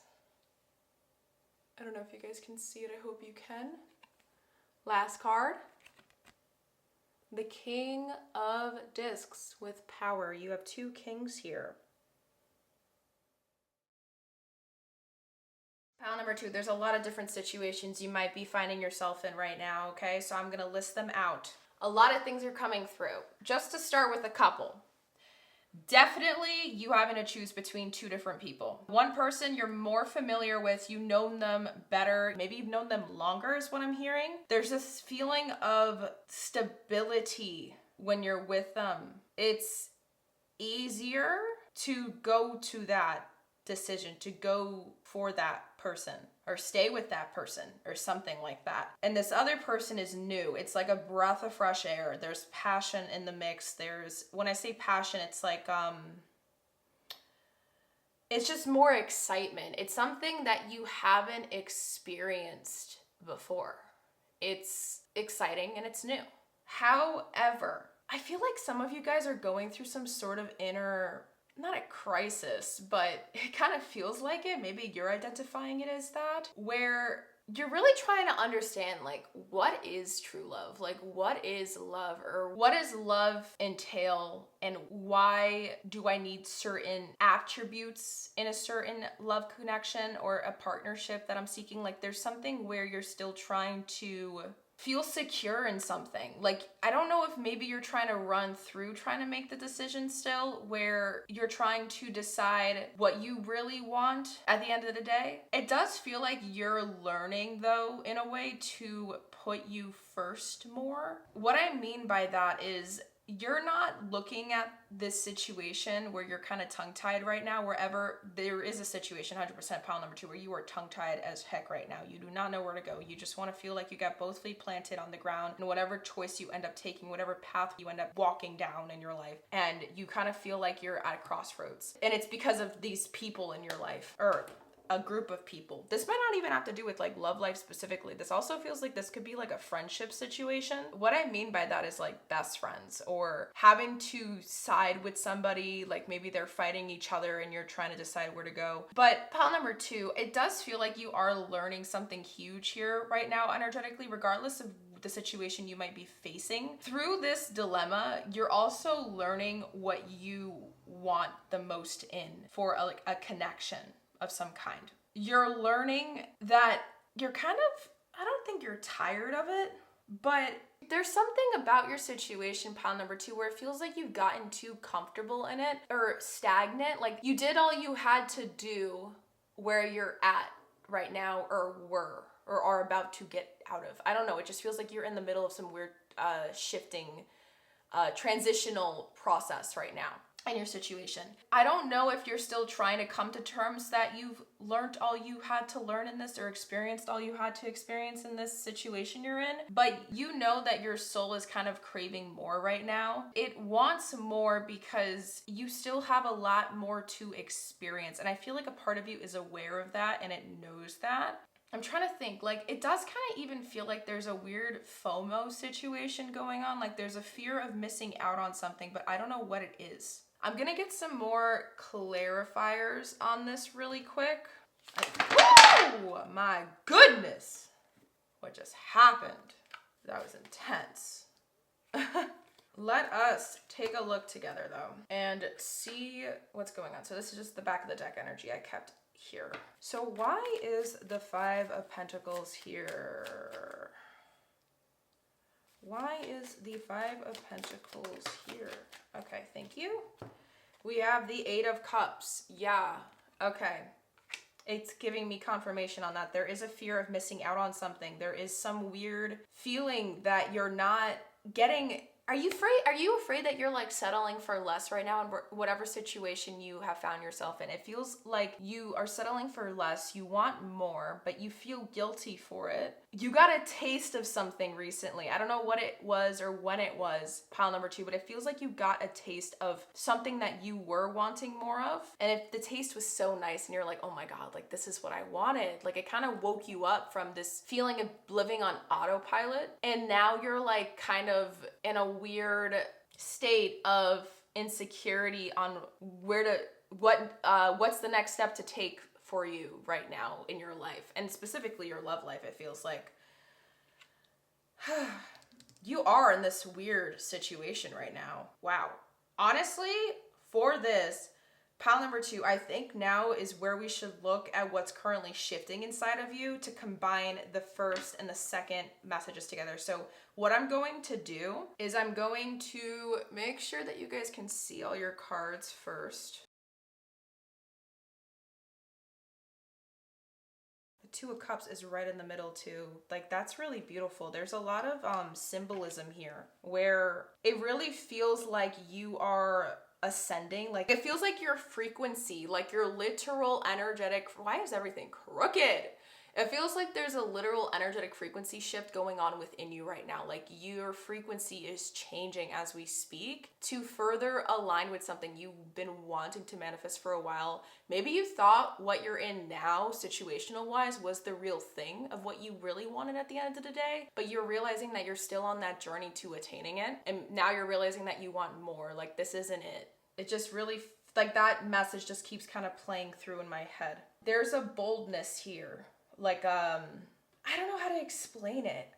It feels like you need to be very cutthroat right now. And maybe that's why I'm trying to figure out where to put this, but I might end up taking it away. I just realized that this is the back of the deck, so we can move it to place the clarifier here. All right, so I am gonna put the back of the deck card back in the main deck, and we're gonna take a look at the second section. But before we dive into that, just to finish off my thought, I feel like one of the reasons why the obsidian card ended up, or the obsidian crystal ended up becoming your significator for your pile, is because you're being called on to embody more of that cutthroat energy. Because literally, like, you know, we were reading through it and how back then the early humans used to use these obsidians to make sharp tools and things like that. It feels like you're literally learning how to be more cutthroat with your decisions because you're trying to learn how to put you first. You are naturally good at putting you first. Like, I don't think that you yourself, pile number 2, are a heavy people pleaser or a chronic people pleaser. Like, it doesn't feel like that. It just feels more like you don't want to let anybody down.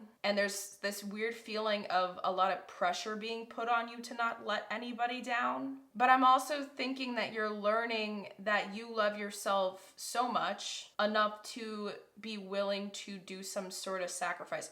Let us take a look though and see like what is the exact current shift happening inside of you, because I feel like this is telling us like what's the situation, right? Like they're giving us the tea, but we need to know what's shifting inside of you during this current state you're in, right? So let us take a look at the oracle cards we got for you in terms of what's currently shifting inside of you. For a Black Moon astrology card, we have water element with sensing and the number 40. Now the idea of expansion is coming through again. Let me just make sure you guys can see everything. So I'm just gonna slightly zoom out a little bit. Okay, hopefully you guys can still see.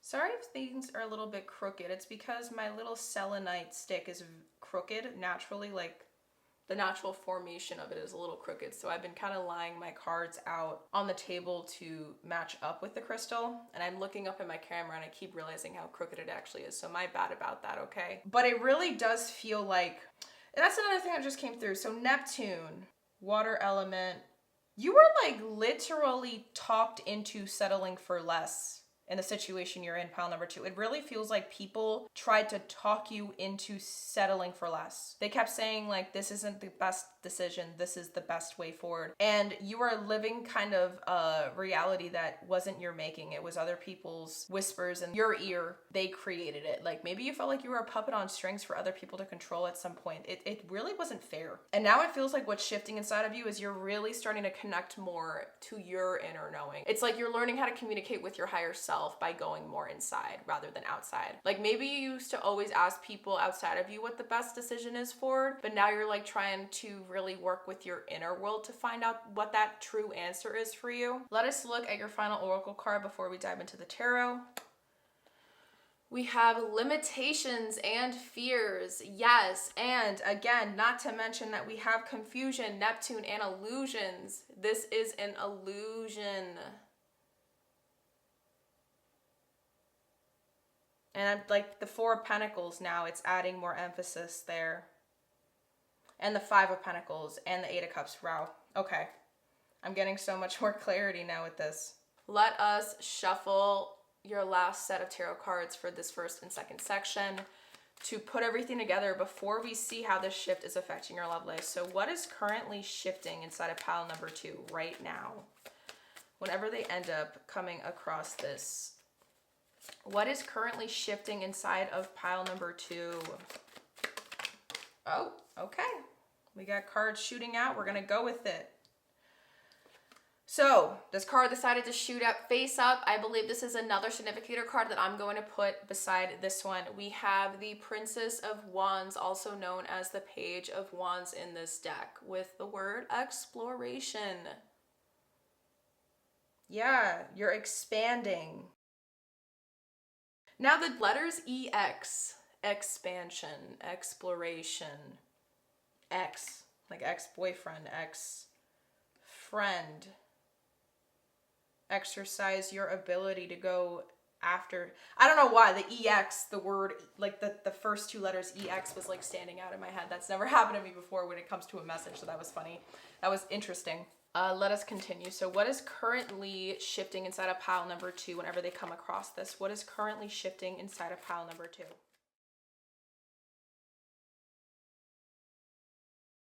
For the back of the deck energy, we have the 7 of Wands. I love this for you. I think I already know where this is going, and I'm gonna be your hype person in a couple of moments. I am gonna be your hype girl. Wait for it, wait for it. Let's take a look at your tarot cards first, because I think I know where this is going, and I really wanted to go there because I am excited for you.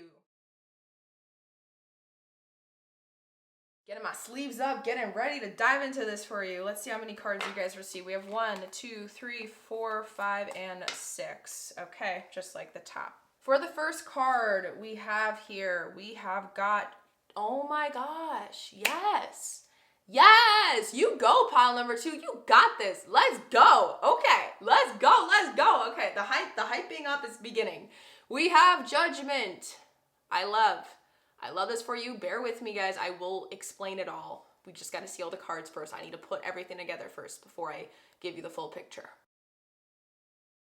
Next up, we have, yes, there was an indecision. 2 of Swords.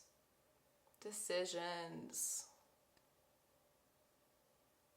You're still trying to make up your mind, probably. But you already know the answer. Oh my gosh. Okay, next up. Yes, we have the 3 of Wands, which is all about expansion. Yes, I keep feeling like we got literally exploration and vision. Like, come on, guys. You know your soul is growing. It's growing past your physical body, though. It's growing past the physical situation you're in now, and you know that you're meant to go past the barriers that this situation's holding you in right now. Like, you literally feel confined. I think that could be why I was also sensing some weird, like, oh, wow, I'm just getting, like, a really big image in my head. Very specific, might not resonate with everybody, but when I was talking about like that lightning, normally Jupiter doesn't have to do with intensity. Really, it's more so Pluto that is associated with that word. Jupiter's all about expansion and abundance and growth, but there's intensity here. And I'm thinking about Obsidian, and things are starting to come together in my head where it does feel like you need to literally break these barriers. Like, you are breaking them. Like, you're learning how to slice through. Like, I keep picturing literally like a slicing motion in my head of some kind, where, or like someone trying to go through a jungle and they gotta keep slicing up bamboo or whatever's in their way. Like, it feels like you're kind of in some weird thing where you can't see past like, let's say you're in the jungle and you can't see past the vegetation in front of you, and you gotta have like your machete ready to keep slicing through that until you have a clear path forward. It really feels like you're in that type of situation. Like, it feels like that energetically. It feels like it's overwhelming, and it doesn't feel like you can settle and take a breath yet. Like, you feel like you gotta keep going. Like, this isn't a time to stay still, it's a time to keep going forward or pushing past something. It feels like you're about to hit a huge breakthrough in your life or get to a breaking point. That's not a negative breaking point. It feels like your fear is making you think that it's a negative breaking point in your life, where maybe that's why I said the word crisis before, because it doesn't feel like a crisis, but it feels like you're identifying it as a crisis of some kind. Like, you're going through some weird crisis in your life. The only reason why you're seeing it that way is because you were literally taught how to contain this need for adventure within you for most of your life, pile number 2, or during the situation, like you were kind of tamed. I don't know, it feels like you were tamed, or you had to mold into something or adapt into something. I don't know. It just feels like though your soul's finally waking up after being asleep for so long, and now that it's out there, you're hungry for more expansion. The last 3 cards, we got the 4 of Cups,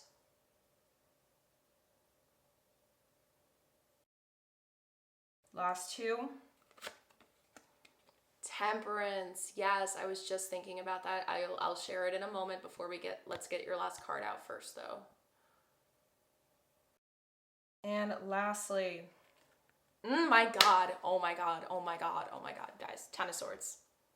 Let's go. This is beautiful. This is reminding me of pile number 1. So maybe you were drawn to pile number 1 and number 2. Maybe this is indicated that you guys should check out pile number 1 as well, only for those that felt that way, because they ended their reading with the 10 of Swords as well. This is a brand new beginning for you, pile number 2. You are like about to change, shift. You're walking away from something that you know isn't serving your soul anymore. It can benefit you. Don't get me wrong. It doesn't feel like you're in a situation that's horrifically terrible. This is a type of situation that some people would love to be in. But for you, for your human experience that you want to have, that you're craving, that your soul is craving to experience in this lifetime, it's not doing its justice for you. You know that. What's shifting in you? Oh my God, I'm gonna be it. Let's be the hype girl. Let's do it. For you guys, pile number 2. You are completely done with listening to what everyone else thinks is best for you, and you're ready to make the decision for yourself now. You're going through a huge metamorphosizing process. It feels like you have been a caterpillar for a really good chunk of your life, and now you're finally gonna get to become the butterfly. As cliche and corny as that sounded, that's how it feels. It really feels like you're learning how to spread your own wings and fly for once, and you're not gonna need to have like training wheels to do it. I know that those 2 analogies didn't make sense together, but let's keep going with it because you guys get what I'm saying, hopefully. You're learning how to not like settle anymore. Like, you are fighting for what you want to do now. You're done taking BS from everyone else. I feel like people used to try to talk you out of doing things. It was kind of sneaky in a way. I don't know if maybe you dealt with like people saying, no, but you can't do it like this or else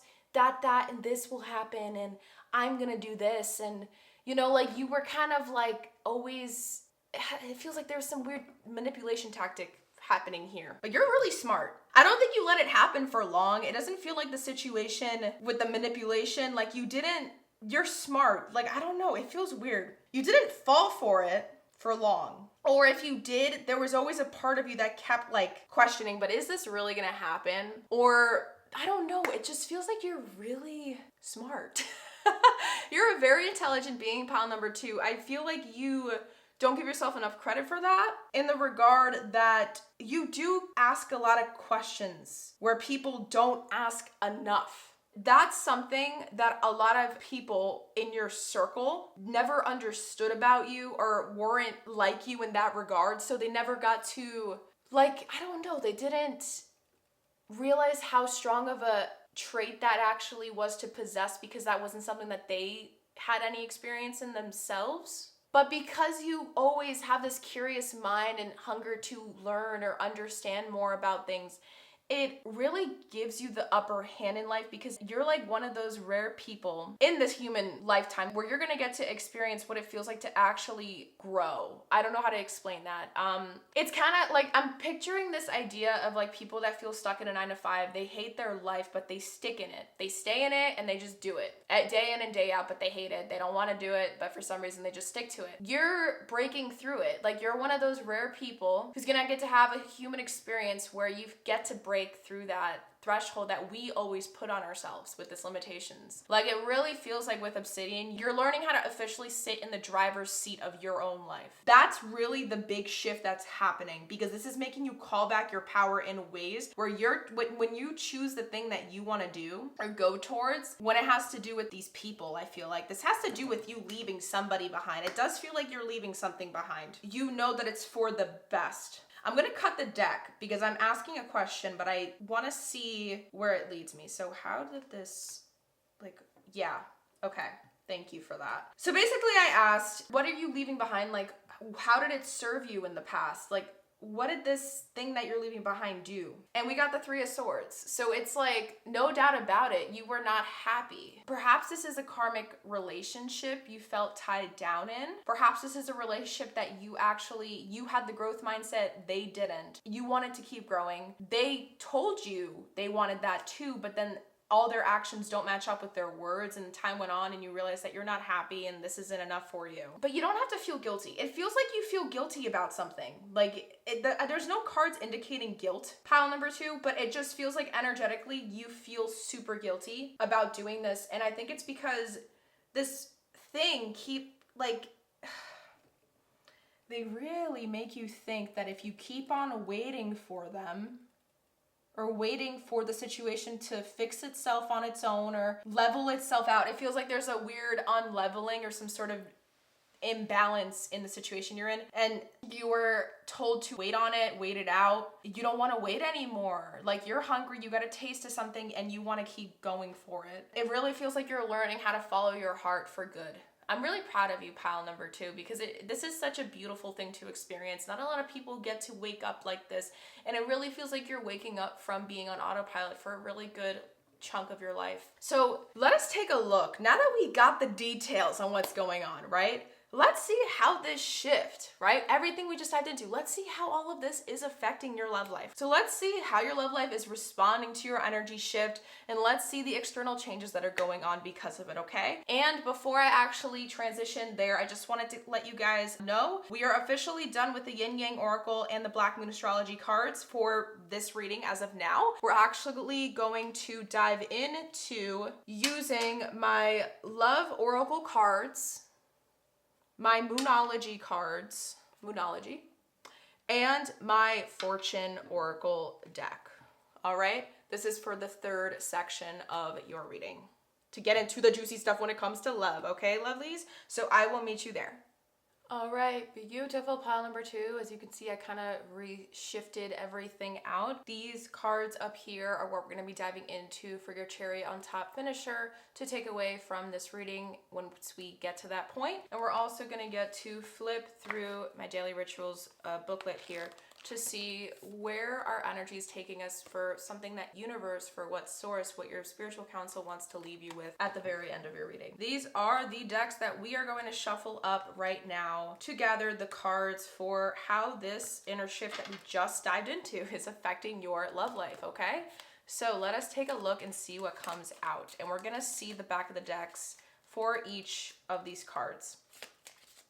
So how is pile number 2's inner shift affecting their love life? How is pile number 2's inner shift affecting their love life?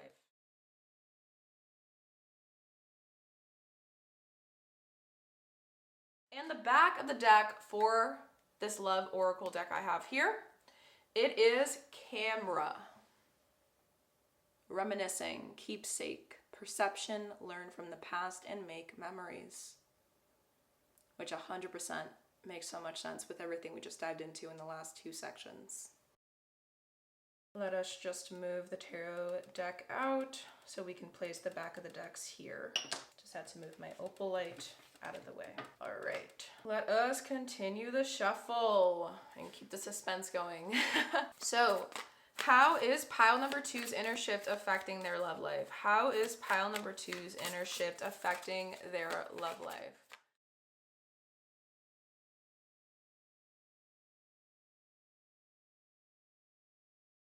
For the back of the deck for Moonology, we have meditate and contemplate with new moon in Pisces. I don't know if you guys remember, we did have the 4 of Cups come up earlier and it said meditation. So it does feel like the word meditation is very important, which means you're sitting with yourself and you are going inside yourself to answer these questions for you. You're finally done asking people outside of you what's best for you to do, which I love and I'm proud of you for. For the last Oracle deck to shuffle, with this Fortune deck I have, let us take a look and see how is pile number 2's inner shift affecting their love life.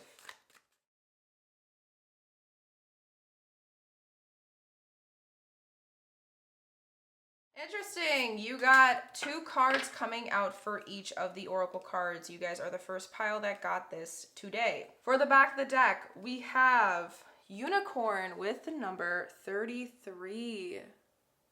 Success, hope, freedom, healing, and magic are all available to you if you just believe. This is so beautiful. This is like a reminder that the limitations and fears, where is it? Right here. You're the only person that's doing that onto you. The illusions, like, this just keeps feeding into the energy of like Pisces too. So I love that the new moon in Pisces came up because it feels like you're learning how to just trust in yourself more. And unicorns are very ethereal. And I think of 12th house energy again, like that magical fantasy, like Neptunian energy. And it just feels like you are being invited to believe in that more. But the only way to do that is if you're cutthroat. Now I understand why obsidian is coming up as your significator crystal. So I wish you guys are able to see that, but you can't. I'm going to place it on top of this notebook then. And I don't know if you guys remember, so when I think of the number 3, I think of action, taking action. The fact that you have 2 3s coming up and it equates to the number 6, I feel like this is also about you're done giving your energy out and you're ready to give energy like to others, and you're ready to give energy to yourself to make the necessary steps forward that you need to. And then I also think about these 2 3s separated, and it's about taking action, right?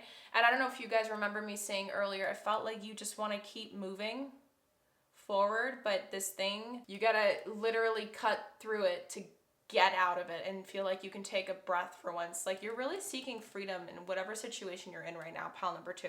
All right. So let us see how this shift is affecting your love life, shall we? So for the first oracle card we got out for you, we have Plane with the number 26. A journey is indicated either physically or metaphorically. Your life will become more full. This is exactly what you want. You want expansion. You want to feel more abundance. And there is an intensity here. Flying naturally is an intense thing to do. Like versus driving or flying, like flying is the more intense option. And I feel like with this is also about you just saying screw it. I don't know if that makes sense. Like you're really just done with everyone else's opinions weighing in on you. Next up for a love oracle card, we have, we got photograph, but we also got camera. Interesting. Looking at your photos, missing you, nostalgia, make new memories. So maybe this is about a person from your past. Or maybe you never got a shot to actually be with them, and now you have that opportunity. It's like you get a second shot at something and you don't want to lose it. I feel like there's still a bunch of people saying like it's not a good idea, but you are just done. You are scared. Obviously, you're scared, but you don't care this time around. You're not going to let your fear hold you back from taking a shot at it. That might not resonate with everybody, okay? It just came to me because I saw the camera in the photograph. For a Moonology card we got out for you, we have new moon in Cancer. So much water sign energy, pile number 2. Cancer and Pisces and 2 new moons. Interesting. A lot of new beginning energy here. You and your loved ones are safe. New moon in Cancer. I feel like when it's saying this, it's kind of trying to give you reassurance that regardless of the decision you end up making, like you're still going to be supported. It's going to be hard for them to hear, but it's like, it still feels like you do have a good group of people around you that can, like, they might be very opinionated, but it's like, they're not going to tie you down and like drop you 100% if you do it. Does that make sense? For the next oracle card we received, we have Cracker with the number 7, 2 7s coming up. This is about trusting. There's a reason why you are being drawn to make this decision, okay? You need to follow it. If you don't know what the number 7 means in numerology, I highly recommend that you guys check it out, because this is about when you feel like, it's actually interesting. Again, I feel like if you did feel drawn to pile 1 and 2, there's a reason that number 7 kept coming up for them as well. And the number 7 is about like when you feel like that weird gut energetic, intuitive pull to go do something, but you don't understand why. You're terrified of doing it, but you still want to do it. You don't get why the desire is there. I don't know if that makes sense. That's what the number 7 is about, but it's about trusting in it. It's kind of like, you don't know it, but God, universe, your higher self, whatever you believe in, pile number 2, while listening to this, is holding your hand and guiding you there for a reason. So take the shot. There's a divinely guided thing here right now that's helping you. It's like trying to lure you that way for a reason. And I just realized it says success, hope, and freedom are all available to you if you just believe. Yes, you need to believe. Believe that this is the right decision and just do it. Obsidian, just cut it. Do it. Make that decision and make it final. I'm literally picturing like with the judge when they say court is adjourned. I forgot what the thing is called that they used to hit. Like it feels like you need to do that for yourself. Sorry, I didn't even say what the card says. We have Cracker.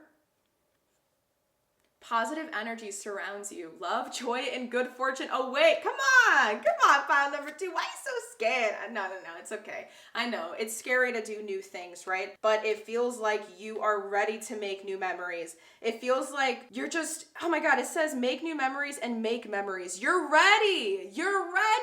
Pile number 2, you are ready. You know you're ready. Your soul is ready. It's just waiting for you to do it. Let's go.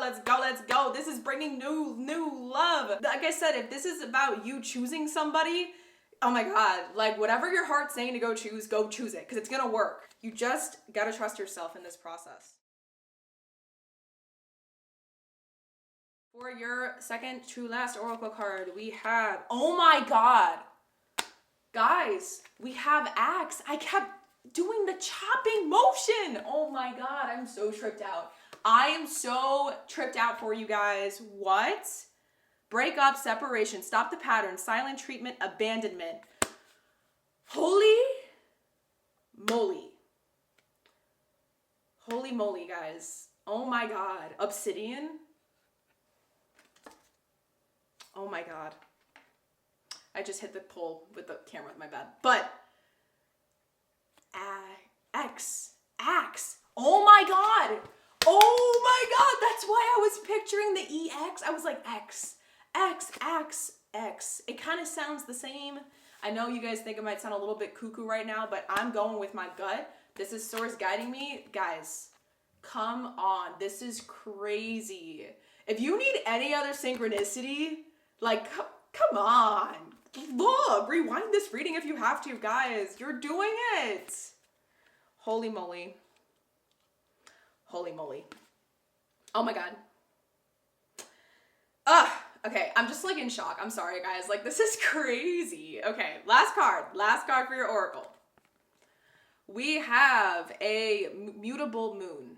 Nothing is yet set in stone. Yes, because you haven't made the decision yet. Mutable zodiac signs is Pisces. And I keep thinking of that Piscean energy again, keep coming up with the Neptune. It's like everything is still unknown. You gotta make that decision. Cut it out. Be cutthroat. Be honest. Be the energy of Obsidian.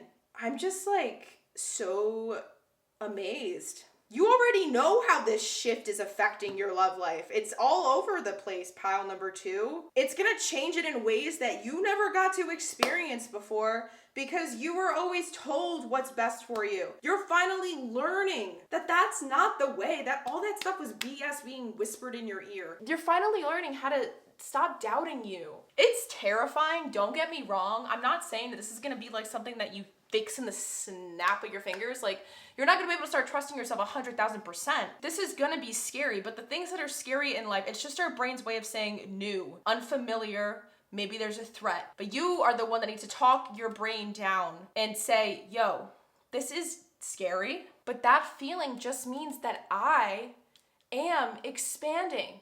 And I'm expanding in ways that I didn't even know was possible because I used to be talked off the pedestal. I don't know, it feels like you need to be put on the pedestal. And you know that saying when people say like they put people on a pedestal? You gotta put yourself on that pedestal, pile number 2. You used to always try to be like your own leader, I feel like, in life. And people used to always talk you off the pedestal. Like, What is so bad about being that main character energy? And people, like, I just can't take what people are saying, like, oh, that person's too extra. No, there's no such thing. There's either people that are gonna be comfortable with your energy or uncomfortable, but if they're uncomfortable, it's because your energy is so grand and amazing and marvelous that it overwhelms them. But who the F cares? Because not everyone is meant to enjoy or even have the honor of even being in your energy. Not everyone is gonna like us, not everyone's gonna accept us. And it feels like you're scared of disappointing something. That's why there's this feeling of guilt that keeps coming up. But all of this is taking you exactly where you wanna be. You know this already 100% in your heart and soul of souls. Pile number 2, you are already aware of all of this. Maybe this reading is just a reminder of how right you've been this whole time. Listen to it. I feel so blessed that I got to do this for you guys. We're not even done, but it's just an honor. We're gonna pull out 3 tarot cards here and just see like what the finisher is on how this shift is affecting your love life, to see if we can give you guys anything else. I don't really feel called to do it, but I did say we're gonna do tarot, so I wanna hold my word. I wanna keep my word to what I said to you guys. So how is pile number 2's inner shift affecting your love life? We might even just get the same message coming through, but let's see. Okay, we got 4. I didn't try to get 4. I said 3, but that's what happens. The back of the deck. We have the 5 of Swords with defeat. I think you're winning in this situation. I don't think this is a negative energy. I think that the other party is going to feel defeated because they have been trying to like tie you down or hold you back from something, and it's going to bother them. I don't know. Maybe they're a little bit it doesn't feel like they're extremely narcissistic, but it feels like they have a little bit of this feeling of like entitlement to their energy, where they feel like they're entitled to have this much power over you. But that is so like a twisted way of, I don't even know what that is. I don't have a word in my brain to understand what that is. But ew, I don't like that. So, yep, we have 4 cards. Let us see them. For your first tarot, we have the Devil. Yes. It's crazy. I was thinking of the Devil, but then when I said narcissistic, but it doesn't feel like, ew. We don't need that in your life. No. Manipulative tactics. Yeah, ew. We don't need that. Next up, 8 of Discs with dedication. This is something you've been in for a while. In as in like just in the situation of not following what you want. Yes, the 8 of Wands, but you're moving out of it. You're letting it go. We have so much 8 energy. Wow, this is crazy. This is like insane. Pile number 2. And lastly, we have the Prince of Swords with determination, also known as the Knight of Swords, which is the fastest moving of all the knights in tarot. You're ready to cut. You're ready to slice through this. You're ready to be cutthroat in this decision. If you step on some toes, you step on some toes, and you know, though, that they will lick their wounds in time. This sounds kind of like, I don't know how you guys are going to take it, but it feels like some of you guys realize down the road eventually, maybe even recently, that there's nothing, I don't know, this might not make sense to everyone, guys. It just feels like I'm hearing like there's nothing special, or I'm nothing special, but it's not in a negative tone, or I don't know, it just feels like something about the saying, like, nothing special, there's nothing special about it, there's nothing special, that keeps coming into my head. Like you had some sort of realization or epiphany that has to do with this energy of something nothing special. I don't know what that means, guys. Take it if it resonates, let it go if it doesn't. But you came to a conclusion where you're being more in the logical brain to do this, because you know that your heart isn't fully healed where you're at. It's not fully healed because of how long you've been stuck in this weird murky energy, but moving out of it, you will start to gain more clarity in time, and I think a part of you already knows that 100%.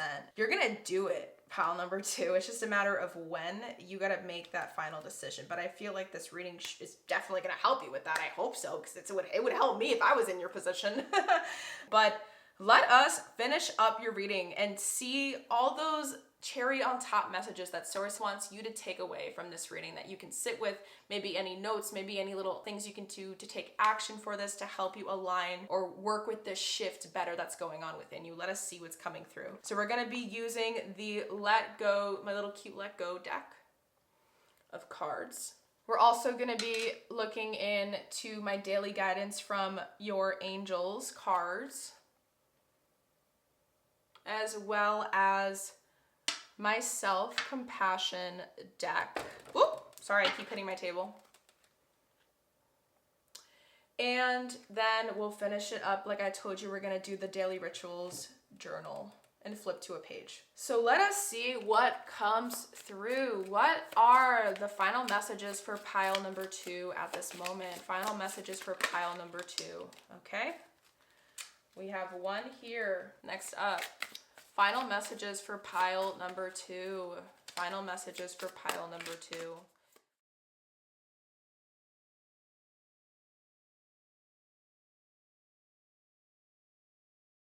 To finish up all the cards we have for you today, beautiful souls, let us finish shuffling this final deck of cards. Final messages for pile number 2. Final messages for pile number 2.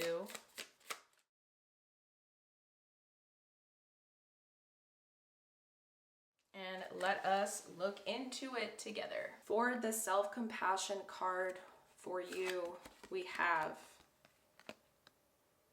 more natural compassion. Picture a baby or an animal. Say, may you be happy. May you be healthy. May you be safe. May you be loved.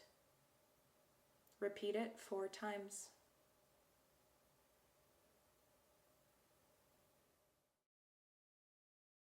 I actually feel like this is you being called to, okay, this is actually crazy. I do therapy.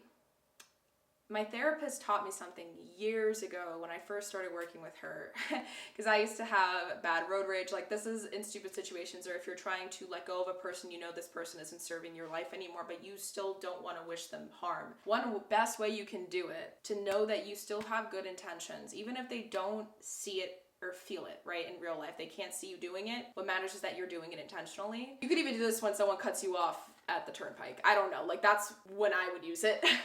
And I would use it whenever I would have bad endings in relationships and things like that. But whenever they end up popping in my head, to release the guilt, to release anything, any heavy energies or feelings you might be having towards this person, I would say, from my heart to your heart, I wish you well.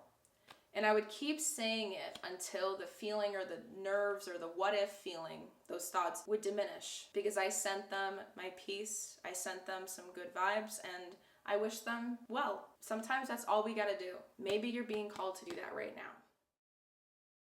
Next up, for a let go card, it says, surrender to the pulse that moves you towards your creative destiny, a life of great purpose.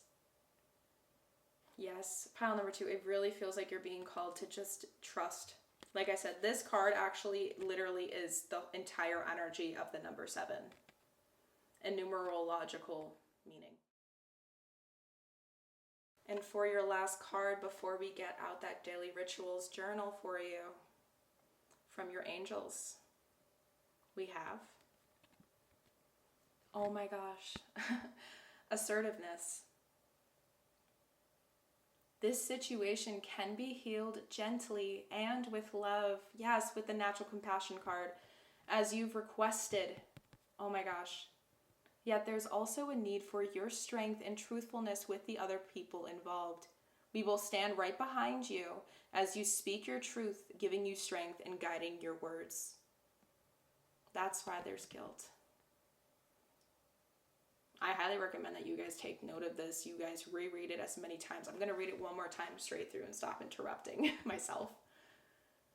This situation can be healed gently and with love, as you've requested. Yet there is also a need for your strength and truthfulness with the other people involved. We will stand right behind you as you speak your truth, giving you strength and guiding your words. I got no words for that one, guys. That one speaks in itself, speaks on its own, stands on its own. And pile number 2, the time has come for us to finish up your reading by pulling to the page that feels drawn for you at this moment. So let us see what comes through for pile number 2. Okay. I feel angels around me. Define. Energy is both indestructible and infinite. Therefore, our loved ones who have passed over to the other side never leave us. We are constantly surrounded by their loving energy, and they visit us often to check up on us. We are also visited by angels from past lives and curious spirits. They radiate peace and loving energy always. Exercise. Think of a loved one who has passed over and call out to them by name. Or perhaps if you have a curious spirit that you feel nearby, acknowledge them by the name angel. Say whatever your heart desires. Give gratitude for their care and admiration. Wish a blessing for them and for you. Tell them that you are listening, should they wish to communicate. Angel, thank you so much for your continuous love and support. Please send me signs, for I am always listening. If you wish to ask for a guided blessing, sorry, that confused me. I think the wording messed me up a little. If you wish to ask for guided blessings from our angels, or perhaps are curious to know more, write to them through your journal. When writing to them, ask a question and immediately write down the answer. The angels will communicate to you through your inner voice. Oh my gosh. I told you were learning how to talk inside of, oh my gosh, guys, I'm tripped out. Maybe this is the exercise you're being called to do.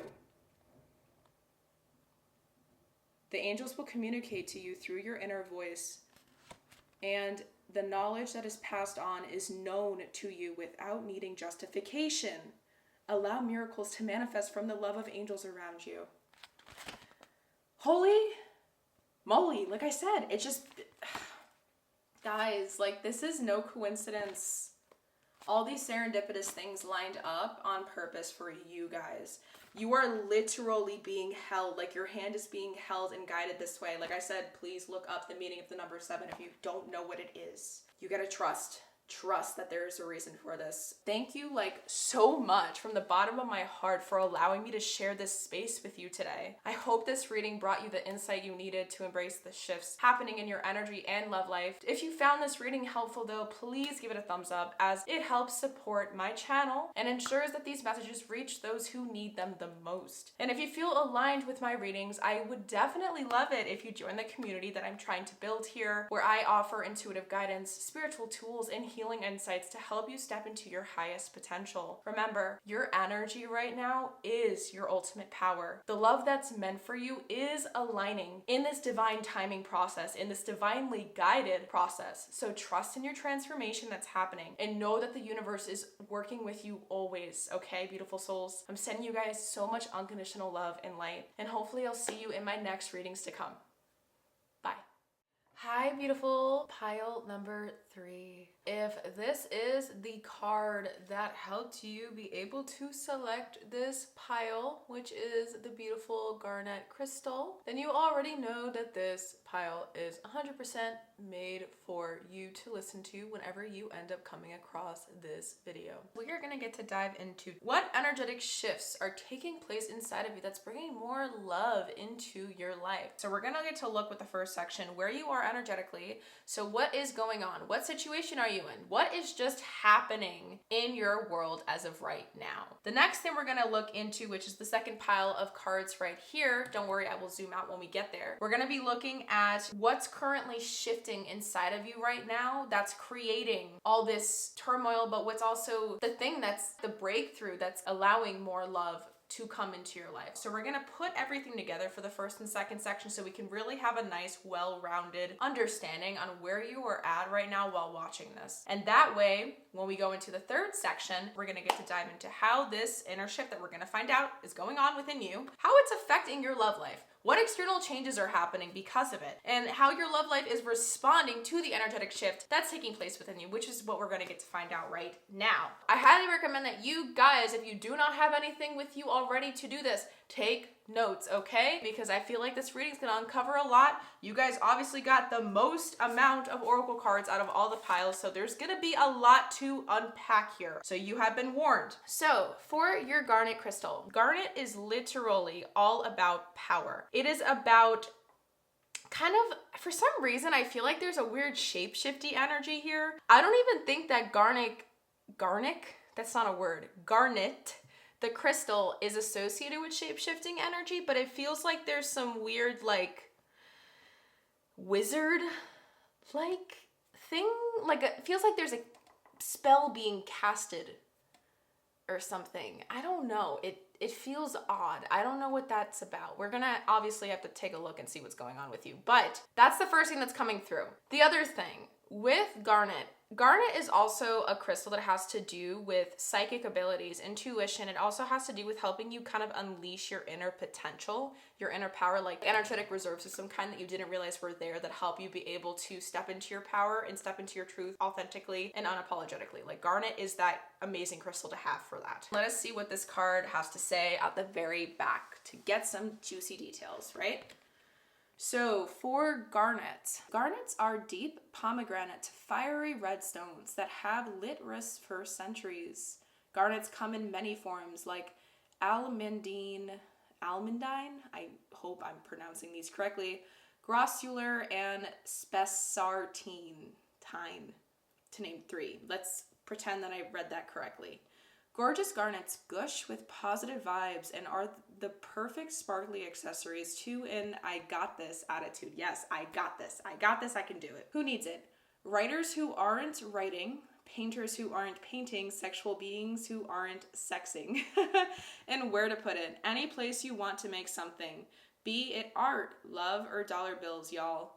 And when to use it? When you feel like the real you is getting lost in the sometimes shallow, often materialistic priorities of a likes-driven culture. Get into your depth. Yes, this is where you get to get deep with you, deep into things with the mushy-gushy and stuff. It gives you clarity, and it does give you the cutthroat information. Like, it gives you the facts instead of just, I guess, emotionally driven answers to things, if that makes sense. Like garnet is kind of all about that. I feel like you're being called to go with your gut on something with whatever is going to come up, but we're going to have to obviously get more insight on what's going on for us to make that assumption. Am I right? So with that, I'm just going to move this set of cards to the side because this is going to be for your second section.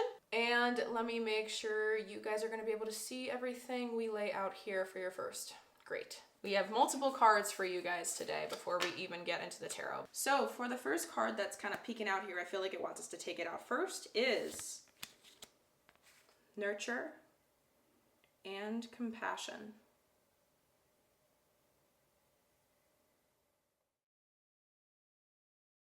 There's like such a sweetness to this card. It feels very nice. I enjoy this energy. It's like soothing. Next up, we have detachment and cold. These are already polarizing energies. Interesting. Next up, we have rejection, loss, and fragmented. Fragmented is really like coming through though, heavy right now.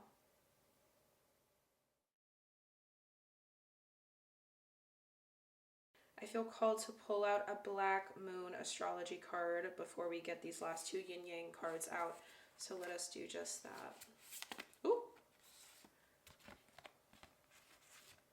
We have North Node with life purpose. With the number 41, my bad, the number 41 adding to 5. There is some upheaval, there is some change. There's already a lot of different things coming up in my head, but I want to see everything together before I start diving into all these different avenues that I can go down on, right? I'm trying to see where I can place this for you guys to be able to see everything. I don't want to place it like that. Let me do this.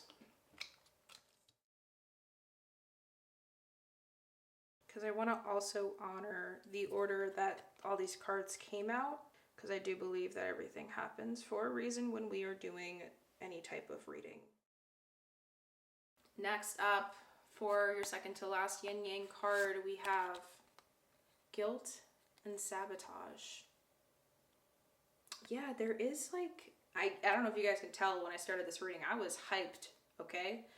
And my energy was like on fire. Now, it feels like the energy is calming down. There's a silence here.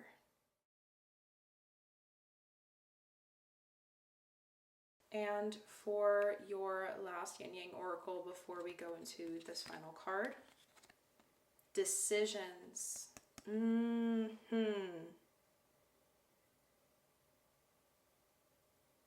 I had a feeling that was one of the avenues my brain was going down on. So it's interesting you guys actually got the card that says decisions. Because there's these two polarizing energies with the detachment, cold, and compassion and nurture. Very, very different energies. You might have an avoidant attachment style. And lastly, for your oracle, Taurus, I have with the number 14. We have 41 and 14. They both add to 5. There is a big change. Something's changing. You guys might have just found out something, and now you have to make a decision. We're going to have to see the tarot for this, guys, because this is all giving me pieces to the puzzle, but I want to read it all together. Give me 1 second, guys. I'm going to try to fix the angling so you guys can see the card set up, okay? Give me 1 moment.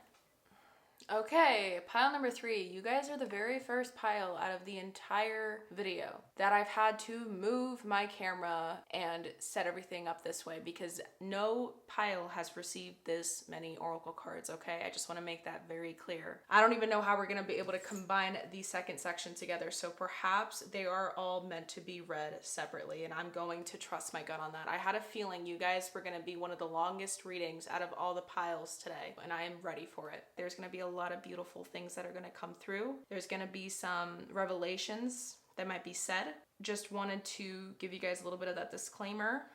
Maybe you're not ready to hear this. Maybe you're in a position right now where you don't feel safe enough to let these things come up. So I would highly recommend that you guys come back to listen to this reading later when you are in a position to get to be alone, okay? But with that, let us do the tarot and put everything together, okay?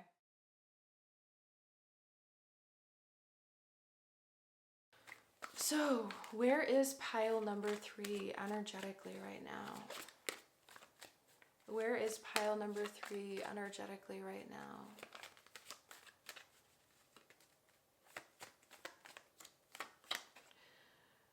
You do know that this isn't the end, though. I just wanted to make that clear. It feels like you know that this isn't the end.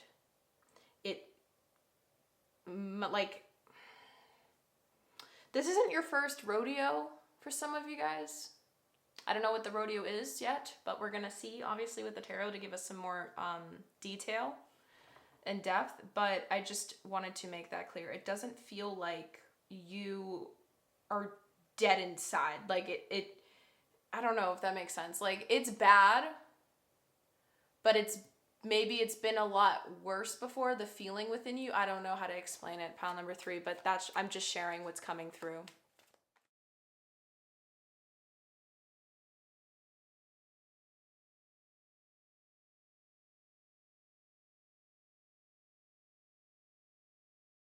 All right, no clue how many cards we got out for you, but your back of the deck energy for this first portion, we have perspective. This is an extra card in my field tarot deck. Maybe that's why you know this isn't the end of the world type of feeling. This is reminding me of the decisions card, but also the feeling of fragmented and the Taurus energy. And I just realized this has like some sort of mirroring, like it's moon and sun, like this weird effect. And I'm thinking about how you got 41 and 14 and they're mirrored. This was definitely something you were not expecting, though. I really want to make that clear. And regardless of whatever situation you are in listening to this, pile number 3, you did not expect this at all. It threw you off completely. Like you didn't think it was going to be this or this way or something to do with like how it happened. I don't know what it is. Again, like I said, it's just little pieces that I'm getting, but we're going to see with the cards now. I'm just going to place your back of the deck energy up here. So we have 1, 2, 3, 4, 5, 6, 7, 8, 9. Wow, you guys have the most number of tarot cards too. This is crazy. Let's get into it though. I feel like this is the significator card that is going to kind of piece together everything. What kind of sucks is I have no clue where to place it because of the excessive, crazy amount of oracle cards you guys have received. Because normally I was placing it on top of here, so I'm going to place it. We'll see where I'll put it right now. For now, maybe I'll place it right underneath the back of the deck energy. But the significator card that's kind of tying everything together is the King of Pentacles with power. Again, that Taurus energy. For some of you guys, I don't know if you were told by like a psychic or maybe you did like a tarot reading on your situation and they said this was gonna happen to you like a while back and it happened and you're like, oh, okay, so I guess I just gotta keep going. I don't know, it just feels like there's some weird like comfort to the pain. You didn't see it coming though. But why does it feel like you were prepared for it if it was going to happen? Because if we're prepared, we're more likely assuming that it's going to happen eventually. So why did it throw you? Maybe the way it happened, or maybe it happened at a time when you weren't, it was like when your guard was the most down, your defenses were the most down. I don't know. Interesting. So I'm going to place it here for now. We'll see what happens as we unravel all the rest of your cards. So we have the first card that wants to come up being... Oh, actually, I want to share something. I just realized something. I don't know why, random channel message. I feel like the first 4 cards... Okay, this is so weird. This didn't happen for any of the other pals. This is the first time I'm doing this in this entire reading video today. You guys got 9 cards in total. This is the significator card. I actually feel like this card is going to tie together not just this, but it's tying together the second section as well. So I actually believe that the first 4 tarot cards that we're going to lie down is going to be for where you're energetically at right now. But we're also going to dive into what is currently shifting inside of you through this thing, because it feels like where you're at energetically right now, there is already some upheaval. It's section 1 and section 2 being combined right now as we speak. I hope this is making sense what I'm trying to say. So the other set of the 4 cards are going to be for the second section. So we're going to kind of just go bit by bit. We're going to take out the first 4 cards that feel called to come out. That's going to be for where you're at energetically. And then I'm going to look at the oracle cards for what's currently shifting. And then we're going to get the last 4 cards. Okay. I just wanted to make sure you guys know where we're going with this. Okay. So no one gets confused. So the first card is the 9 of Pentacles. Like there's this weird, I literally cannot, pile number 3, put my finger on this, but it feels like there is some weird self-assuring energy here. Remember I said there was this comforting feeling when I took out this card, like it feels like it's still there. Maybe it's because you are detaching yourself from what just happened and you're... But it's not in a bad way. Like this doesn't feel horrific. I don't know how to explain this. Because then we also have guilt and sabotage, but my feeling, what I'm channeling energetically, it feels like there's a weird comfort here.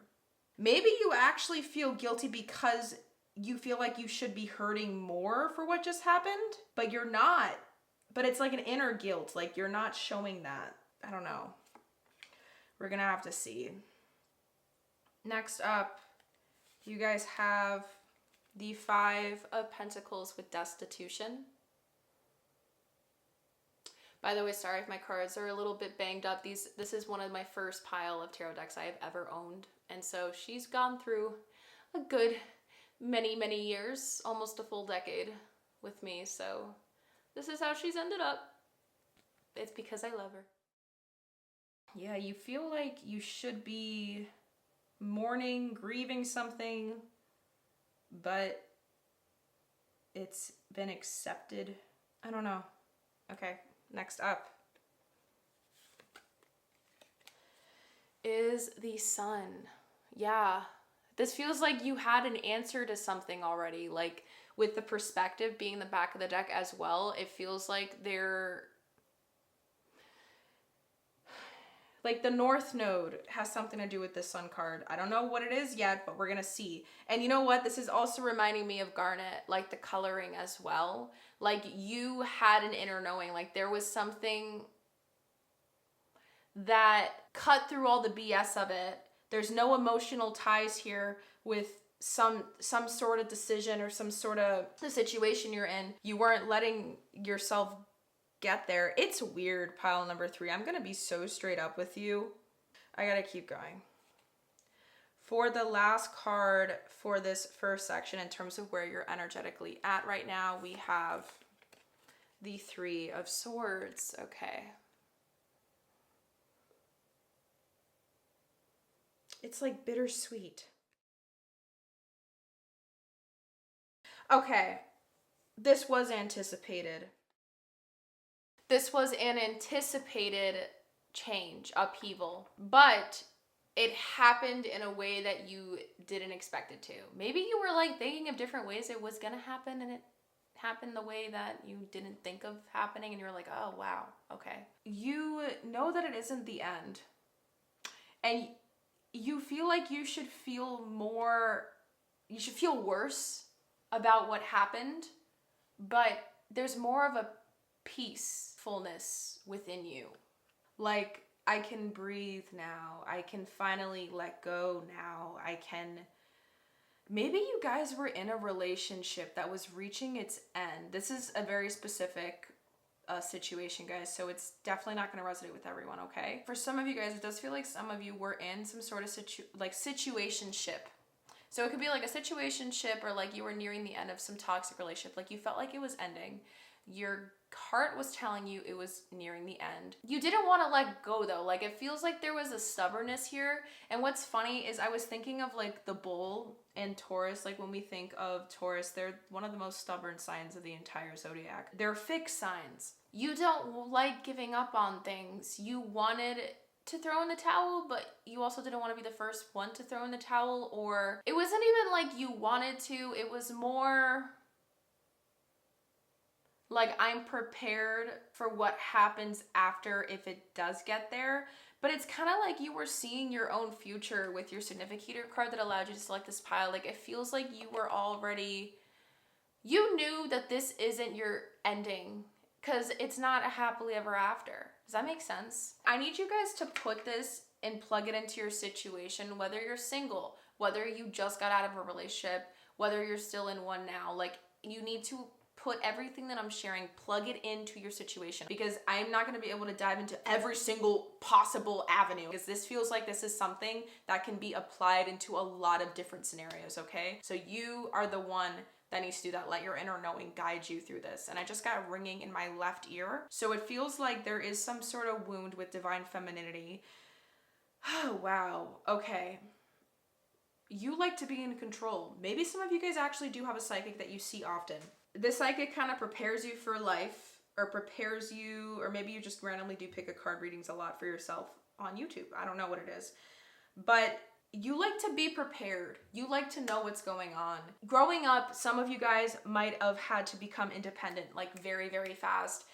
You had to put food on the table for loved ones too. Like maybe you had to get a job at a young age as well. I'm just feeling like you guys were very like responsible. Like you had some sort of duties that not a lot of people at that age had at one point in your life, but you did. Or maybe you had to pay things that most people didn't have to pay at a certain age. I don't know. It just feels like there's something here where you had a skill set to be able to go through this, or what you're experiencing right now. You're going through it somewhat graciously or gracefully. I don't know if whichever one of those words is the right word to say. You're doing it in a way where you're maintaining somewhat of a composure. Yes, you're hurt. Yes, it stings. But you know the sting goes away. Like, you know that this isn't forever. And I feel like a part of you is relieved. I just want to let you know, though, there's still so much more left. Maybe most of you guys listening to this are under 25 or like around 25 years old. Like, I'm thinking of the first half of a life, the first half of someone's life, like when stuff is going on. Like, I don't know what that means. It feels like something, I don't know what I'm trying to say. Pile number 3, it just feels like life was preparing you, sources was preparing you. This is the ending of like a lesson. I don't know, you were learning something. There's some weird karmic thing lingering, this weird energy here lingering. And I think that's why the Significator card that's going to tie together section 1 and 2 ended up being the King of Pentacles, because the King of Pentacles is the king out of all the other kings in tarot that became a king by taking their sweet, sweet time. Every step they took to get to this place of power was methodical. It was strategical, and they did it in a way that was so practical that they knew they were able to take each step consistently to get there. No matter how long it took, they did it in a way where they developed perseverance. They developed qualities that is required of any ruler to be able to rule anything successfully. And now it's like they have it all because they did it the right way the first time. They didn't try to do any shortcuts to get there. They didn't try to cheat. They didn't try to persuade or have influence. Like, I don't know. It just feels like you went through a good chunk of your life learning a pattern or some sort of lesson. And this is kind of like the finale of it, if that makes sense. Pile number 3, it feels like this is the finale of it. It's leading you up to something new. I keep looking at how these numbers are mirroring each other, and it really feels like your life is about to change drastically. Like, it's gonna do a complete 180. You have no clue, and maybe this is in regards to your love life, because after all, this is a love life-based reading. Let us see what's currently shifting inside of you to plug everything else together, okay? Because I feel like this is how we're doing your reading. Wow. Okay. It feels like I'm literally being given a step-by-step process in my head. Like, this is the most clear reading I've done on this entire video today. So I love how your guides are really like kind of guiding me, holding my hand through this process, saying, okay, this is what you do next. This is here, this is there. So let's keep it going, right? For the first oracle card we have received for you in terms of what's currently shifting inside of you right now. Wow. That's crazy. We have sun, strength, and empowerment. And I love this for you because I said, I don't know if you guys remember me saying, the sun card reminded me of the garnet. It's holding this clarity, like this inner knowing, like there's something that you get into your depth, like there's more, your life is gonna start feeling more rich, is what I'm trying to say. There's gonna be like a shift in perspective. Like, it feels like there's so much mirroring going on, the 1441. It's decisions. Like, it's not even a decision. It's more like guiding you to the flip side of the coin. Like, you were on heads and now you're going to turn on tails, like with a quarter. I don't know if that makes sense, guys. Bear with me in my analogies. That's how I tend to do readings.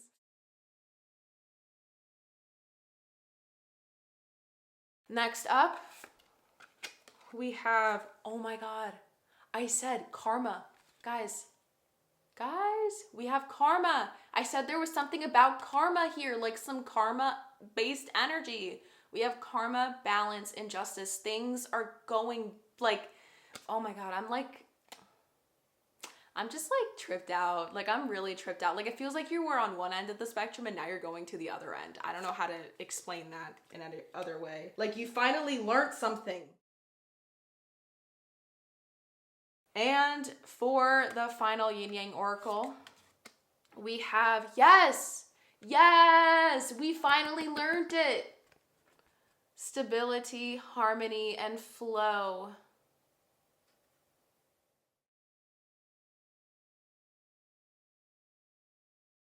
Next up, for your last oracle card, Pluto. Oh my goodness gracious. We have transformation with the number 11, a master number, and it's about new beginnings, babe. Pile number 3. Your whole life is going to change. You're doing a complete 180. I said there's 2 5s here and there's 2 5s for a reason. This is an upheaval. This is like the Tower card. This was something that was meant to happen.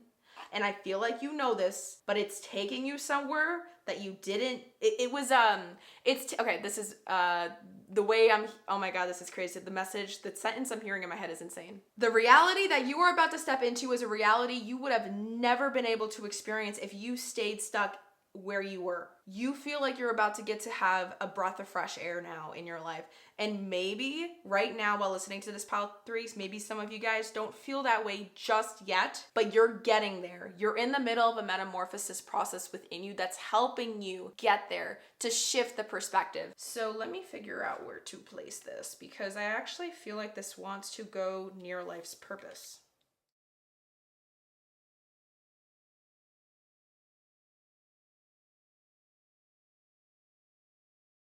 Let us take a look at your tarot cards and piece this all together. For the first card we have for you guys, it is the Empress. I don't know if you guys remember me saying there was a divine feminine wound when I heard my ear ringing on the left side. You're healing that. Is that what this is? You're stepping into a time of manifesting something. Oh, and I just realized that the key word for the 9 of Pentacles is culmination. Yeah, culminating, and the fact that the Empress lands right underneath that, that's beautiful. Wow. And that's independence, and that's empowerment. Oh, wow. And then Divine Feminine is about flow. You made peace with this.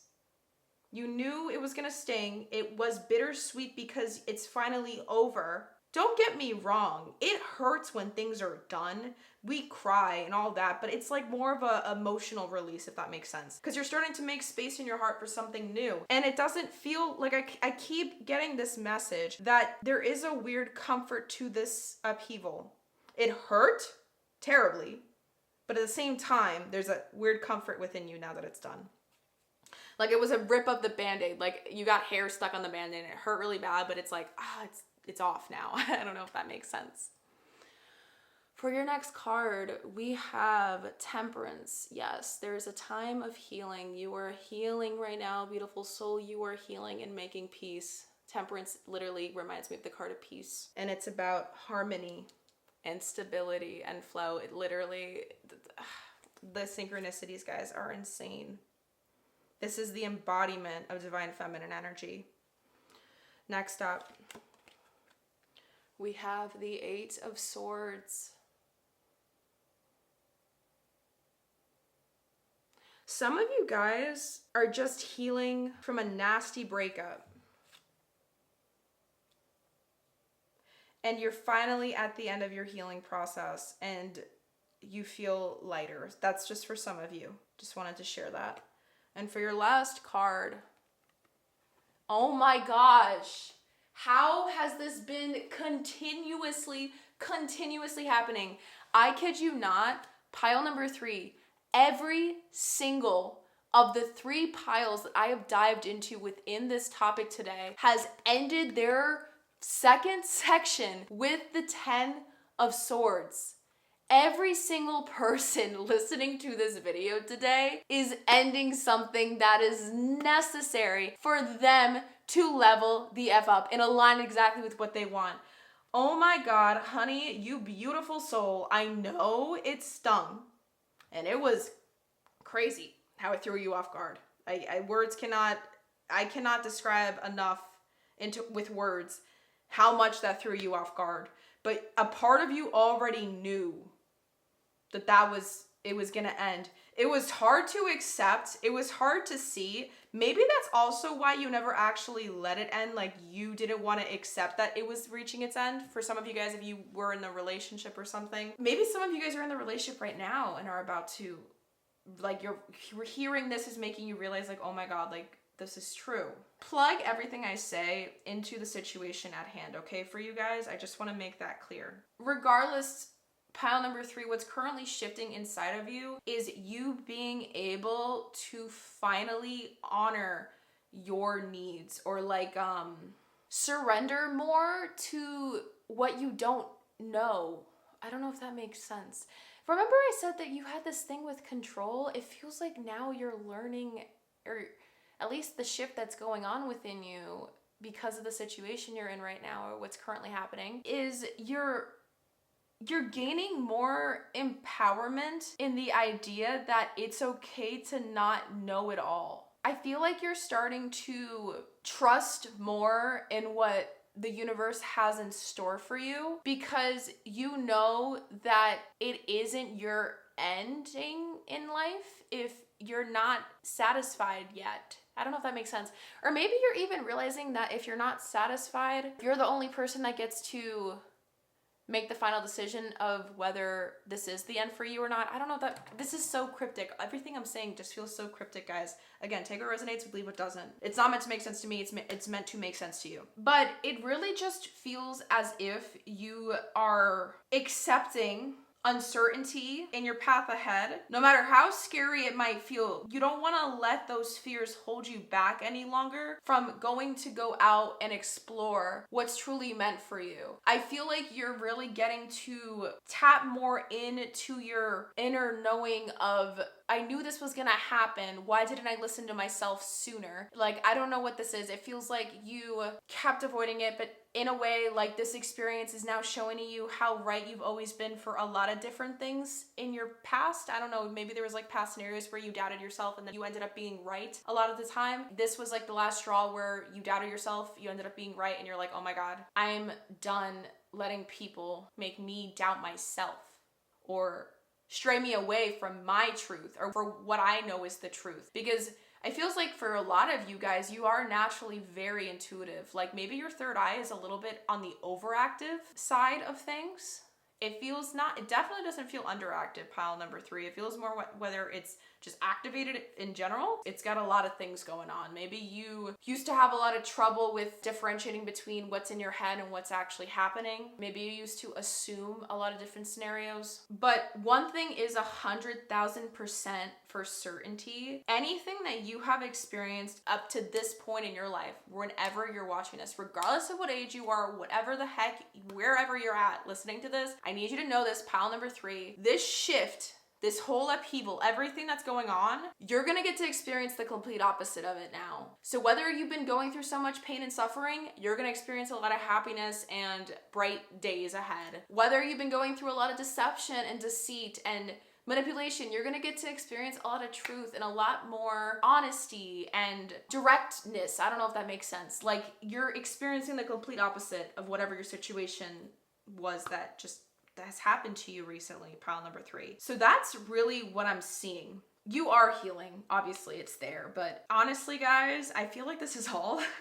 I need to see obviously what's going on with how this shift, everything we just dived into, is affecting your love life, because I know that's what you guys clicked on this video to find out. So let us just go there. I will meet you there. All I'm gonna do right now is just clear up this table, make it look a little bit more organized. I do plan on keeping the oracle cards that we did get out for you out, so we still have them here to keep everything together and compiled nicely. For the decks that we're gonna be using to dive into this next portion, we are no longer gonna be using the Yin Yang Oracle deck as well as the Black Moon Astrology cards, but instead we're going to be diving into shuffling live the Love Oracle cards, my Moonology deck, as well as my Fortune Oracle deck here, okay? So I will meet you there. Okay, pile number 3, as you can see, I definitely reorganized the space and I tried my absolute best for you guys to be able to see all the keywords for all the cards we have taken out in terms of oracle cards so far for you. I did also end up deciding to place this one Yin Yang Oracle card up here because this is the card that I feel like has a lot to do with your transformation and the shift that's taking place. I wanted to use it as sort of a reminder of that by separating it from this huge pile. With that, I have the tarot cards. I already reset their energy. We're just gonna start shuffling live and getting these new oracle cards to show us how this inner shift of yours that you're experiencing is affecting your love life, the external changes, and how your love life is responding to these energetic shifts that are taking place within you because of everything that's just happened to you. Okay, this upheaval that we keep seeing is going on, has been going on. I'm going to shuffle away. We're going to see what comes up. My goal here is to see if we can get one card of each, but so far each pile has had their own little thing going on. Your guides are really just going full throttle with this reading, so I'm just gonna let them take the lead here. And we are definitely going to use the back of the deck energy for each of these piles, okay? So let us see. How is pile number 3's inner shift affecting their love life?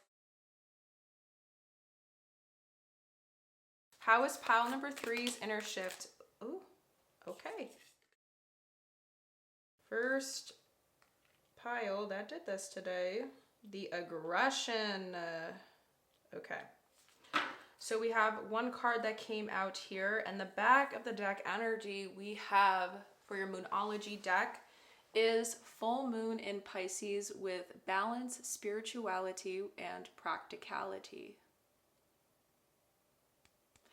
I like this because this is immediately reminding me again of the stability and flow. Because in a way, if you think about it, like I think of stability, I think of Taurus, and they're the most stubborn signs. They don't like change. But when I think of flow, I think of Pisces because they're the fish of the zodiac. These are two very polarizing energies. What's actually interesting is I realize Pisces, they do out of the body, they rule the feet. So, you know, in order for Piscean energy to actually be in its best state of mind, instead of just floating in the clouds all the time, they need to have a rooted and grounded aspect to their energy to be in that idealistic state, but it's also in a state that is realistic as well. So it's like balance, spirituality, and practicality. You're being called to kind of keep your inner yin and inner yang energy aligned in harmony, to meet in the middle. And that's also reminding me of this karma card, because it's like you get out of this situation what you put into it, or you reap what you sow. So how you're approaching it, how you're dealing with it moving forward is what you're going to be able to gain out of it. And I feel like this is the first time where you're learning how to deal with this type of situation, because this does not feel like it's your first rodeo in whatever has happened to you, pile number 3. Let me know in the comments down below if you feel like sharing your story, by the way. I love to hear whatever you guys have been going through. But it does feel like this is the first time where you're finally approaching the situation from a place of maturity, or from a place of trust. Even if it was painful, like you're trusting in it. Like, you know it happened for a reason. Like, you're okay with it. I know it like hurts. It's hard because it's hard for me to say it the way I'm saying it, because I know that's how Source wants me to say it, but I can tell like it's kind of like my heart feels like it's getting squeezed with a hand right now. Like when I'm saying it, it feels like I'm suffocating a little bit while I'm saying it at the same time. So I know for you guys, it's like it's like when you're trying to spit something out while you're literally choking through tears. Like, you know that it hurts, but you know that it will be over eventually. Like, it's gonna go away. Like, this is like a dark cloud passing by. Does that make sense? I hope so. For your next set of cards, we are gonna shuffle now my Love Oracle deck for how is pile number 3's inner shift affecting their love life. Whenever they come across this video, how is pile number 3's inner shift affecting their love life?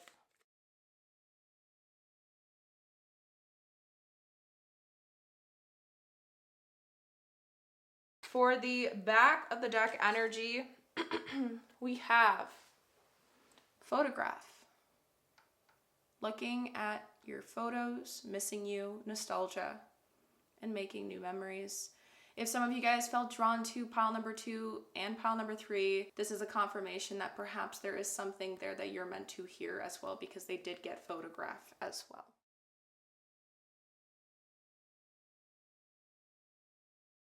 This is the last deck we're going to shuffle up before we flip. I'm trying to decide if I want to flip over your oracle cards first or look at the tarot.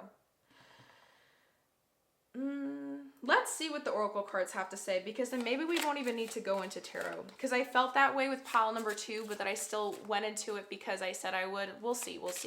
Let's see. How is pile number 3's inner shift affecting their love life? How is pile number 3's inner shift? Did you want to come out? I'm hearing yes, so I'm going to keep it there. I'm going to shuffle one more time for a little bit more and see if anything else wants to come out, okay? How is pile number 3's inner shift affecting their love life? For the back of the deck and final back of the deck energy, aside from maybe some potential tarot cards we'll look into afterwards, we have abundance. This is beautiful because we had that 11 card and now we have another one coming up. This is a new beginning. Lucky times are ahead of you, along with good news, success, and prosperity. Yes, there is like a bittersweetness to it, like I said. And it feels like you guys knew about it. When I see these hands like coming in together here, it does feel like there is a new beginning of a connection taking place. If not, you know what I'm going to try to do? I'm going to do this instead. Let's see if I can do this instead. Oh my God, it worked. Okay, I'm happy. Yay! So for all the oracle cards we have received for you, let us take a look here and see how your inner shift that you've been experiencing is affecting your love life. Let us take a look with a fortune oracle card. We have Chariot. Charge ahead with confidence, stay strong and focused. Yes, it feels like that's what you're trying to do.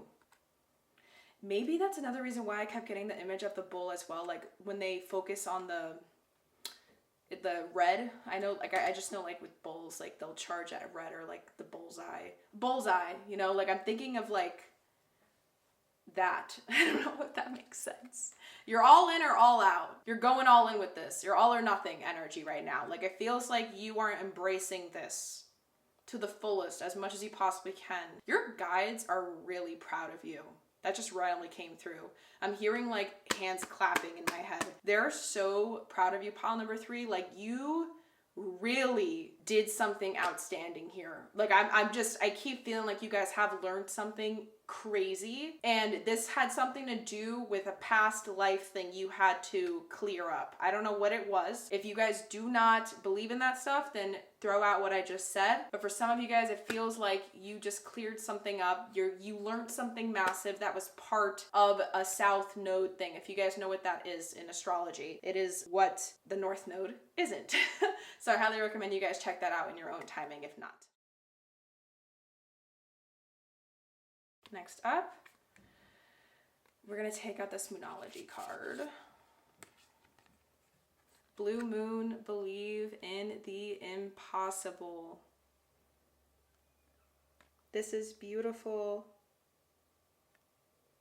That's what I'm saying. Like, you have no clue. You know that saying, once in a blue moon? Like, you really have no clue what is coming up. There's something insane ahead of you and your whole life is changing. Like it's doing a complete 180. And when it says believe in the impossible, that reminds me of that Plutonian like transformational energy, because it's such a crazy like shift that it's like you don't even see it coming. All these things that you're about to experience in this other half of your life, or this next portion of your life, are things that you never experienced before in your subconscious, or I don't know what it is. It just feels like you never got to experience it yet to this extent, and you're gonna be like, oh my God, I never thought this would happen. I never thought I'd see the day ... that this would happen. I don't know. It just feels like something massive, pile number 3. So maybe this has a lot to do with your love life. Maybe whatever you thought wasn't gonna happen is finally gonna happen because you finally learned something huge. So again, I'm applauding you because I keep hearing clapping in my head. So I am so proud of you, pile number 3. We know that this was hard. I just want to like validate that for you. I literally feel like I want to cry. So, my God, like you need to understand that they see how hard it was. I know that my way of talking and readings can sometimes come off as very like hype me up. And I definitely am. Like that's who I am at my core. Like that's who I am as a person. But at the end of the day, I really want to hold space and let you know that they see that this was hard. Okay? You need to really know that they are seeing it and they acknowledge it and they want to validate that for you. Okay? You have complete recognition of how hard it was. But don't let this difficulty make you get scared of what's next or what's to come. It was like you finally made it to the finish line recently with whatever you were being told to master in this lifetime or whatever. And they just really want you to know that it's all worth it. It's all worth it, pile number 3. You have no clue what's in store. Let's see your next card. For Love Oracle card, we have Love call. Someone expresses love, a message of love, thinking of you and letting you know. Interesting. I'm gonna let this sit on its own because I feel like this is self-explanatory.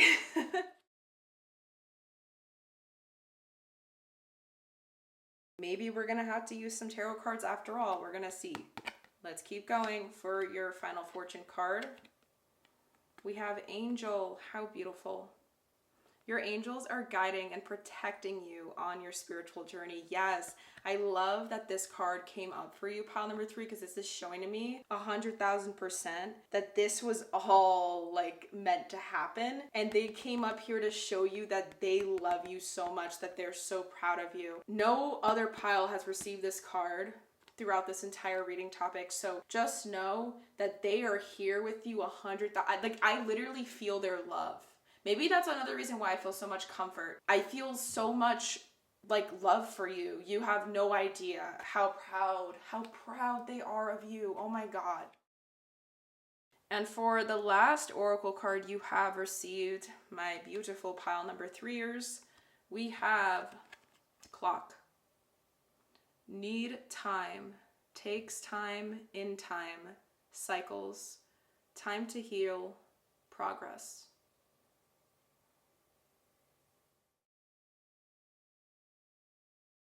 We are gonna need the tarot, guys. Let's take a look.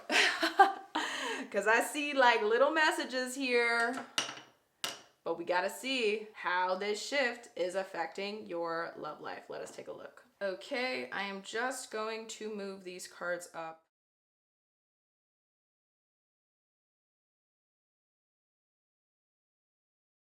All right, how is pile number 3's inner shift affecting their love life?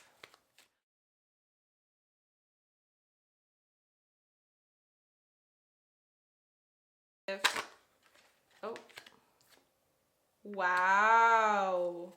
Okay. The Empress has come out again. This is a significator card, and I already know what it's telling me. You manifested this, my beautiful soul. Pile number 3, divine feminine energy has been coming up again and again and again. We have abundance here. This is about the Empress. You are finally embodying flow, and the fact that you are finally learning how to release control in your life through this energetic shift that's taking place within you, pile number 3 is allowing you to bring the love that you actually deserve into your life, and you're finally going to receive it. You had to go through a lot of karmic lessons to realize this and finally release it, relinquish the need to have control over everything. Pile number 3, your angels and your guides, everything is coming here to show you, you have no clue what tricks they have up their sleeve. Like, literally, it feels like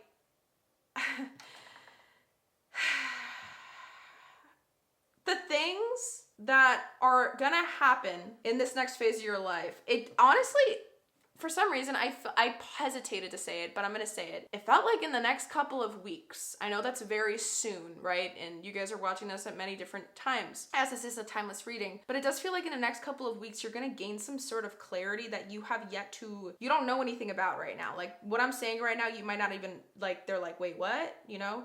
But you're going to get something, some message. Okay. For some of you guys, it's going to be in a couple of weeks. The second thing I'm hearing is that it's going to come to you, this thing, when you're ready for it. You're not just there yet. It feels like some of you guys are still healing, obviously. Maybe that's why I said there's bittersweetness, there is pain. I wanted to really acknowledge that for you, how hard this upheaval was that you went through, this experience here. But it's weird. Like I said, some of you guys are at different points in this situation. So it feels like some of you guys are still healing, and you'll know, you are gonna know if you're one of the people that are still healing. If you're still thinking about the situation, reminiscing on it, you know, the photograph, looking at your photos, nostalgic energy, like if it's still there, then you're still healing. So it's gonna come when you least expect it, and when you least expect it is gonna be when you're fully healed. Because when you're fully healed, you're not gonna be thinking about controlling it anymore. You're gonna be releasing it and embracing the uncertainty that love has for us. Because love is, in reality, like, it's a magical thing. And the things that are magical in life aren't meant to have science to it. There's no scientific equation or formula we can come up with in life to help us determine when we're gonna get the next love, okay? Like, we're not gonna know those things. Life unravels mysteriously because it's meant to have unexpected twists and turns to it, because it's supposed to have magic. Magic wouldn't exist if we knew everything. The Empress is about embracing that uncertainty and remembering that you still have so much power in the uncertainty. It's just you need to take that back, call it back, remind yourself of how much you're actually capable of handling all these things, because you went through something huge and you're still standing today and listening to this reading because you were able to overcome it. A part of you is so much stronger than you realize, and you gotta embody that more. And I think your angels and your guides keep coming through because they're saying, like, you did it. You did something that you probably didn't think you'd be able to handle, and it happened. And you're still standing. But this time, you did it the right way. You did it in a way that was balanced. I don't know how else to explain that. Maybe your emotions weren't all over the place. You didn't explode. You didn't do something that was like a unhealthy pattern or behavior or something you used to do in the past, if something unexpected that you didn't want to happen. I don't know. But let us keep shuffling to see if anything else wants to come out. How is pile number 3's inner shift affecting their love life?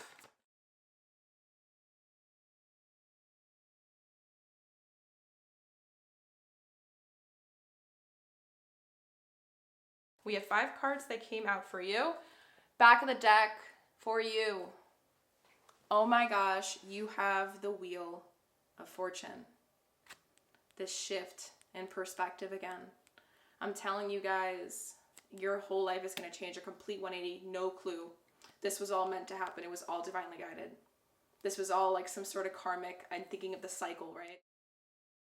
This is going to be a huge turning point in your life. Okay, now we actually need to figure out how to do this. Damn, guys. Okay, you know what I'm gonna do? I'm gonna leave it here. Sorry, guys, my camera overheated, but I am back. I'm gonna leave your significator card just like this for a moment, and we're gonna flip over, reveal the rest of your tarot cards for this last portion of your reading to see how this inner shift is affecting your love life. And then I'm gonna see where I can place this overall tying energy card. I just had an idea. Let's see if this works. I don't want to block your angel, unfortunately, but it's gotta happen.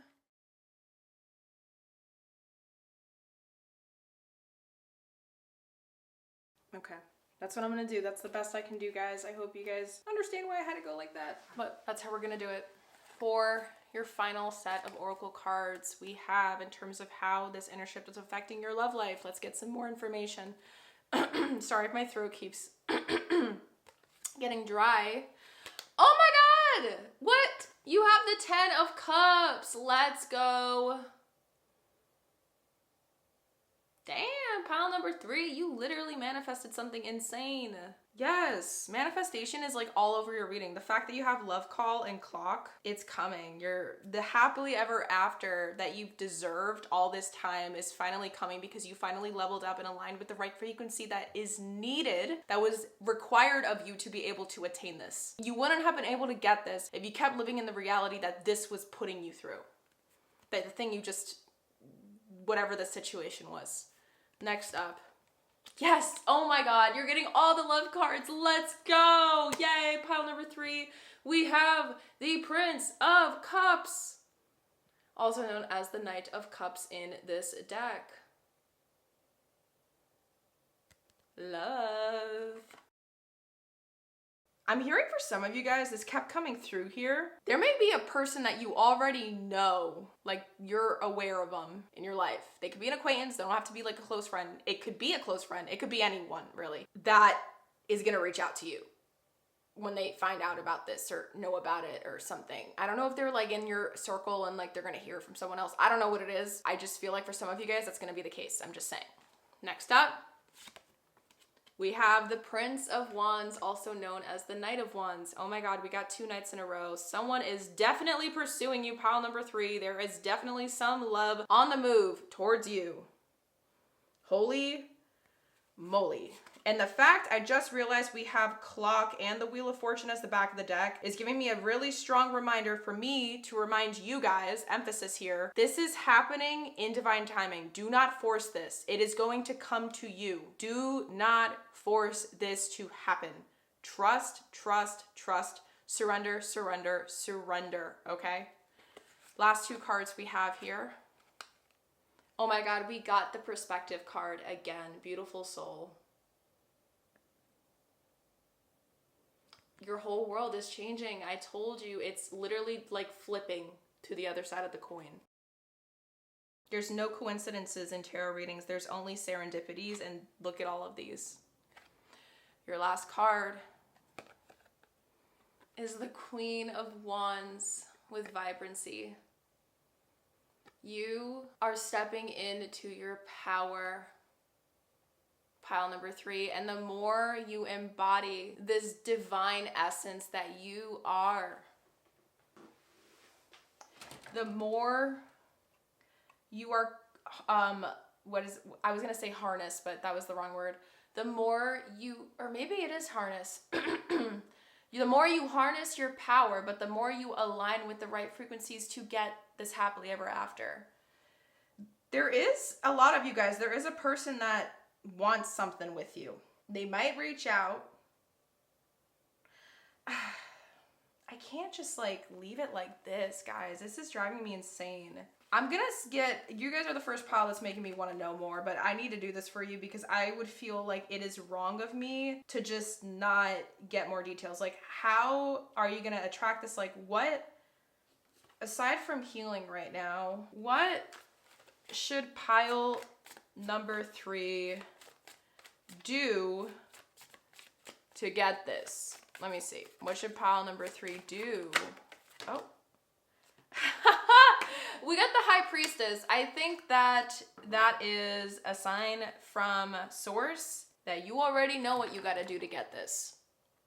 Unfortunately, I know you guys probably wanted me to give you some directions because I know that you guys have a need for control here, but I feel like Source kind of called me out and was like, hey, this is the pile that actually is releasing control and they need to surrender to the uncertainty of life. So just let things unfold for them naturally because we have the High Priestess, which is an indicator that you just need to trust, baby. Trust, trust, trust. Back of the deck, Ace of Cups. Oh my God, yep, it is definitely coming. I am so excited for you guys. Like, holy moly, moly, moly. I actually think the more you heal, the more you befriend yourself, the more self-love you embody, moving forward, pile number 3 is what's going to help you attract the love that you deserve. This is so like crazy, guys. I tried to literally get details for you and it was like, nope, we're not doing this. It literally shot out. You guys saw me shuffle, right? Wow, I guess this is what's happening. Now, to finish up your beautiful, crazy, straight to the point reading that I thought was going to take much longer than this, pile number 3, we are going to get some cherry on top additional messages for you to get to take away from this reading. It's whatever your spiritual counsel, your angels, and spirit wants you to hold on to as you embrace these shifts, okay? So let us get those cherry on top messages for you now. So the cards that we're going to be using to start just placing the crystals back in here that are on top of my cards is my self-compassion deck, my little cute let go cards, and daily guidance from your angels cards, okay? So we're gonna shuffle here and see the finishers. I'm not gonna interpret anything. I want you guys to just see everything and absorb it all, okay? So let us see what comes through. What is the final little messages for pile number 3?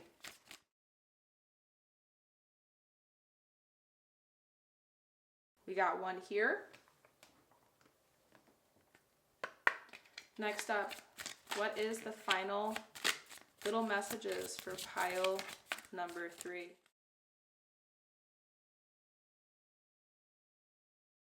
What is the final little messages for pile number 3?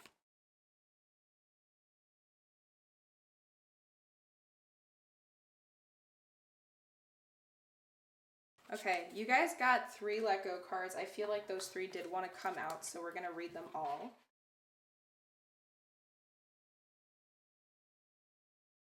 For your self-compassion card, that's probably going to be a practice for you.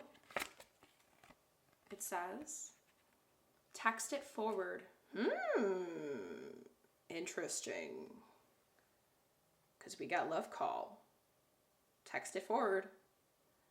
Love call. Maybe you gotta reintroduce this person back into your life. Maybe you know who it is. Question mark? Let me know in the comments down below, please, because I would love to know. I love love. I'm a hopeless romantic, so just let me know what's going on, okay? Let's keep going. Text it forward. Message a friend and say hi, thank you, or offer a compliment. Yes, right now. Put down the card and do it. Well, you guys put down the phone if you're listening through it, or the TV, pause it, or whatever, and do it. Because I feel like there's something that needs to be said. I don't know. Maybe someone finished business? Who knows? For daily guidance from your angels card, we have, ooh, beautiful. Be honest with yourself. Look into your heart and you will know the truth of this situation. It's safe to admit the truth to yourself, for we will support and guide you through any necessary changes. Lean upon us for courage and the strength to take good care of yourself. Focus only upon your true desires, and they'll come to you upon angels' wings. Focus only upon your true desires, and they'll come to you upon angels' wings. I feel like your guides are giving you an opportunity kind of to make a wish because of this huge lesson and this thing that you just accomplished, this huge turning point in your life. Like they're giving you a chance to manifest something. And I think it has to do with love. So sit on it. Now the final little 3 messages before we go into my daily rituals book.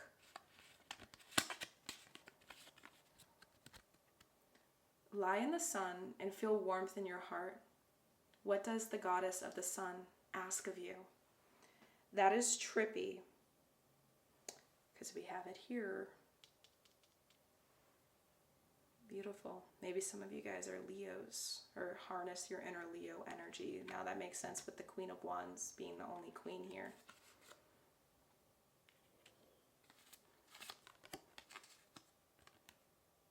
Except you don't lack for anything. The whole world belongs to you. Believe in the impossible. The Empress, the whole world does belong to you. And lastly, discard any fears of success and be willing to offer more than is expected of you.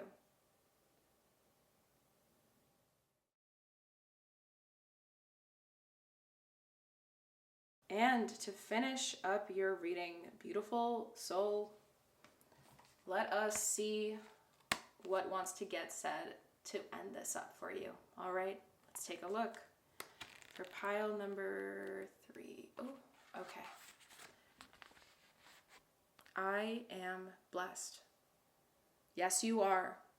You are a divine creation of the universe. You radiate beauty, love, and joy. You hold a gift for the world, and your purpose in life is to share your gift with everyone. By being true to yourself and staying connected to your higher self, you will forever be blessed. You are always surrounded with love and peace. You just need to open your eyes and see it, close your eyes and feel it, and open your heart to receive it.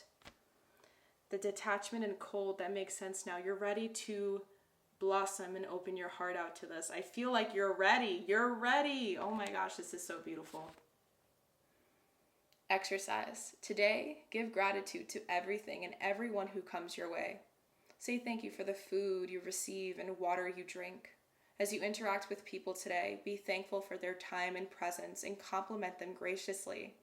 By incorporating gratitude, you will see how beautifully blessed your life is, and more blessings will magnetically flow towards you. I find it really interesting how the word graciously came up here when I was like trying to decide if I should say gracefully or graciously before.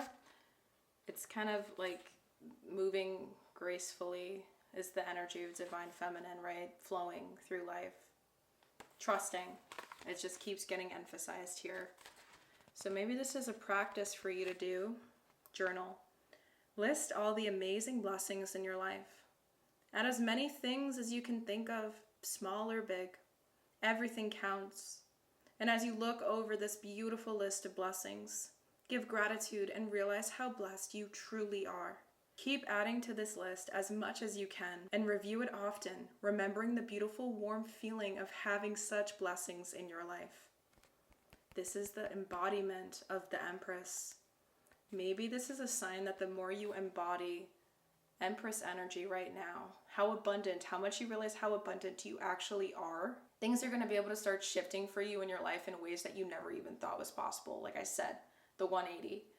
Trust in this, because you are blessed, honey. You are so blessed. So, pile number 3. I really hope that you got everything you needed. And I hope this reading helped you see the energetic shifts that are bringing love into your life and gave you the reassurance that you needed at this time. If you found value in this reading, a thumbs up would mean so much to me, as it helps others who need this message find it too. And if you would like more guidance on your personal and spiritual growth journey, I'd love for you to subscribe, as my focus on my channel and on this platform is to help you break free from old cycles, deepen your self-awareness, and align with the love and connections that truly reflect your evolution. Keep trusting yourself and your path. You are always attracting what is meant for you, and everything is unfolding just as it should. So take care of yourself, beautiful soul. Trust in this process. You got this. And hopefully I will see you in my other readings to come. Bye.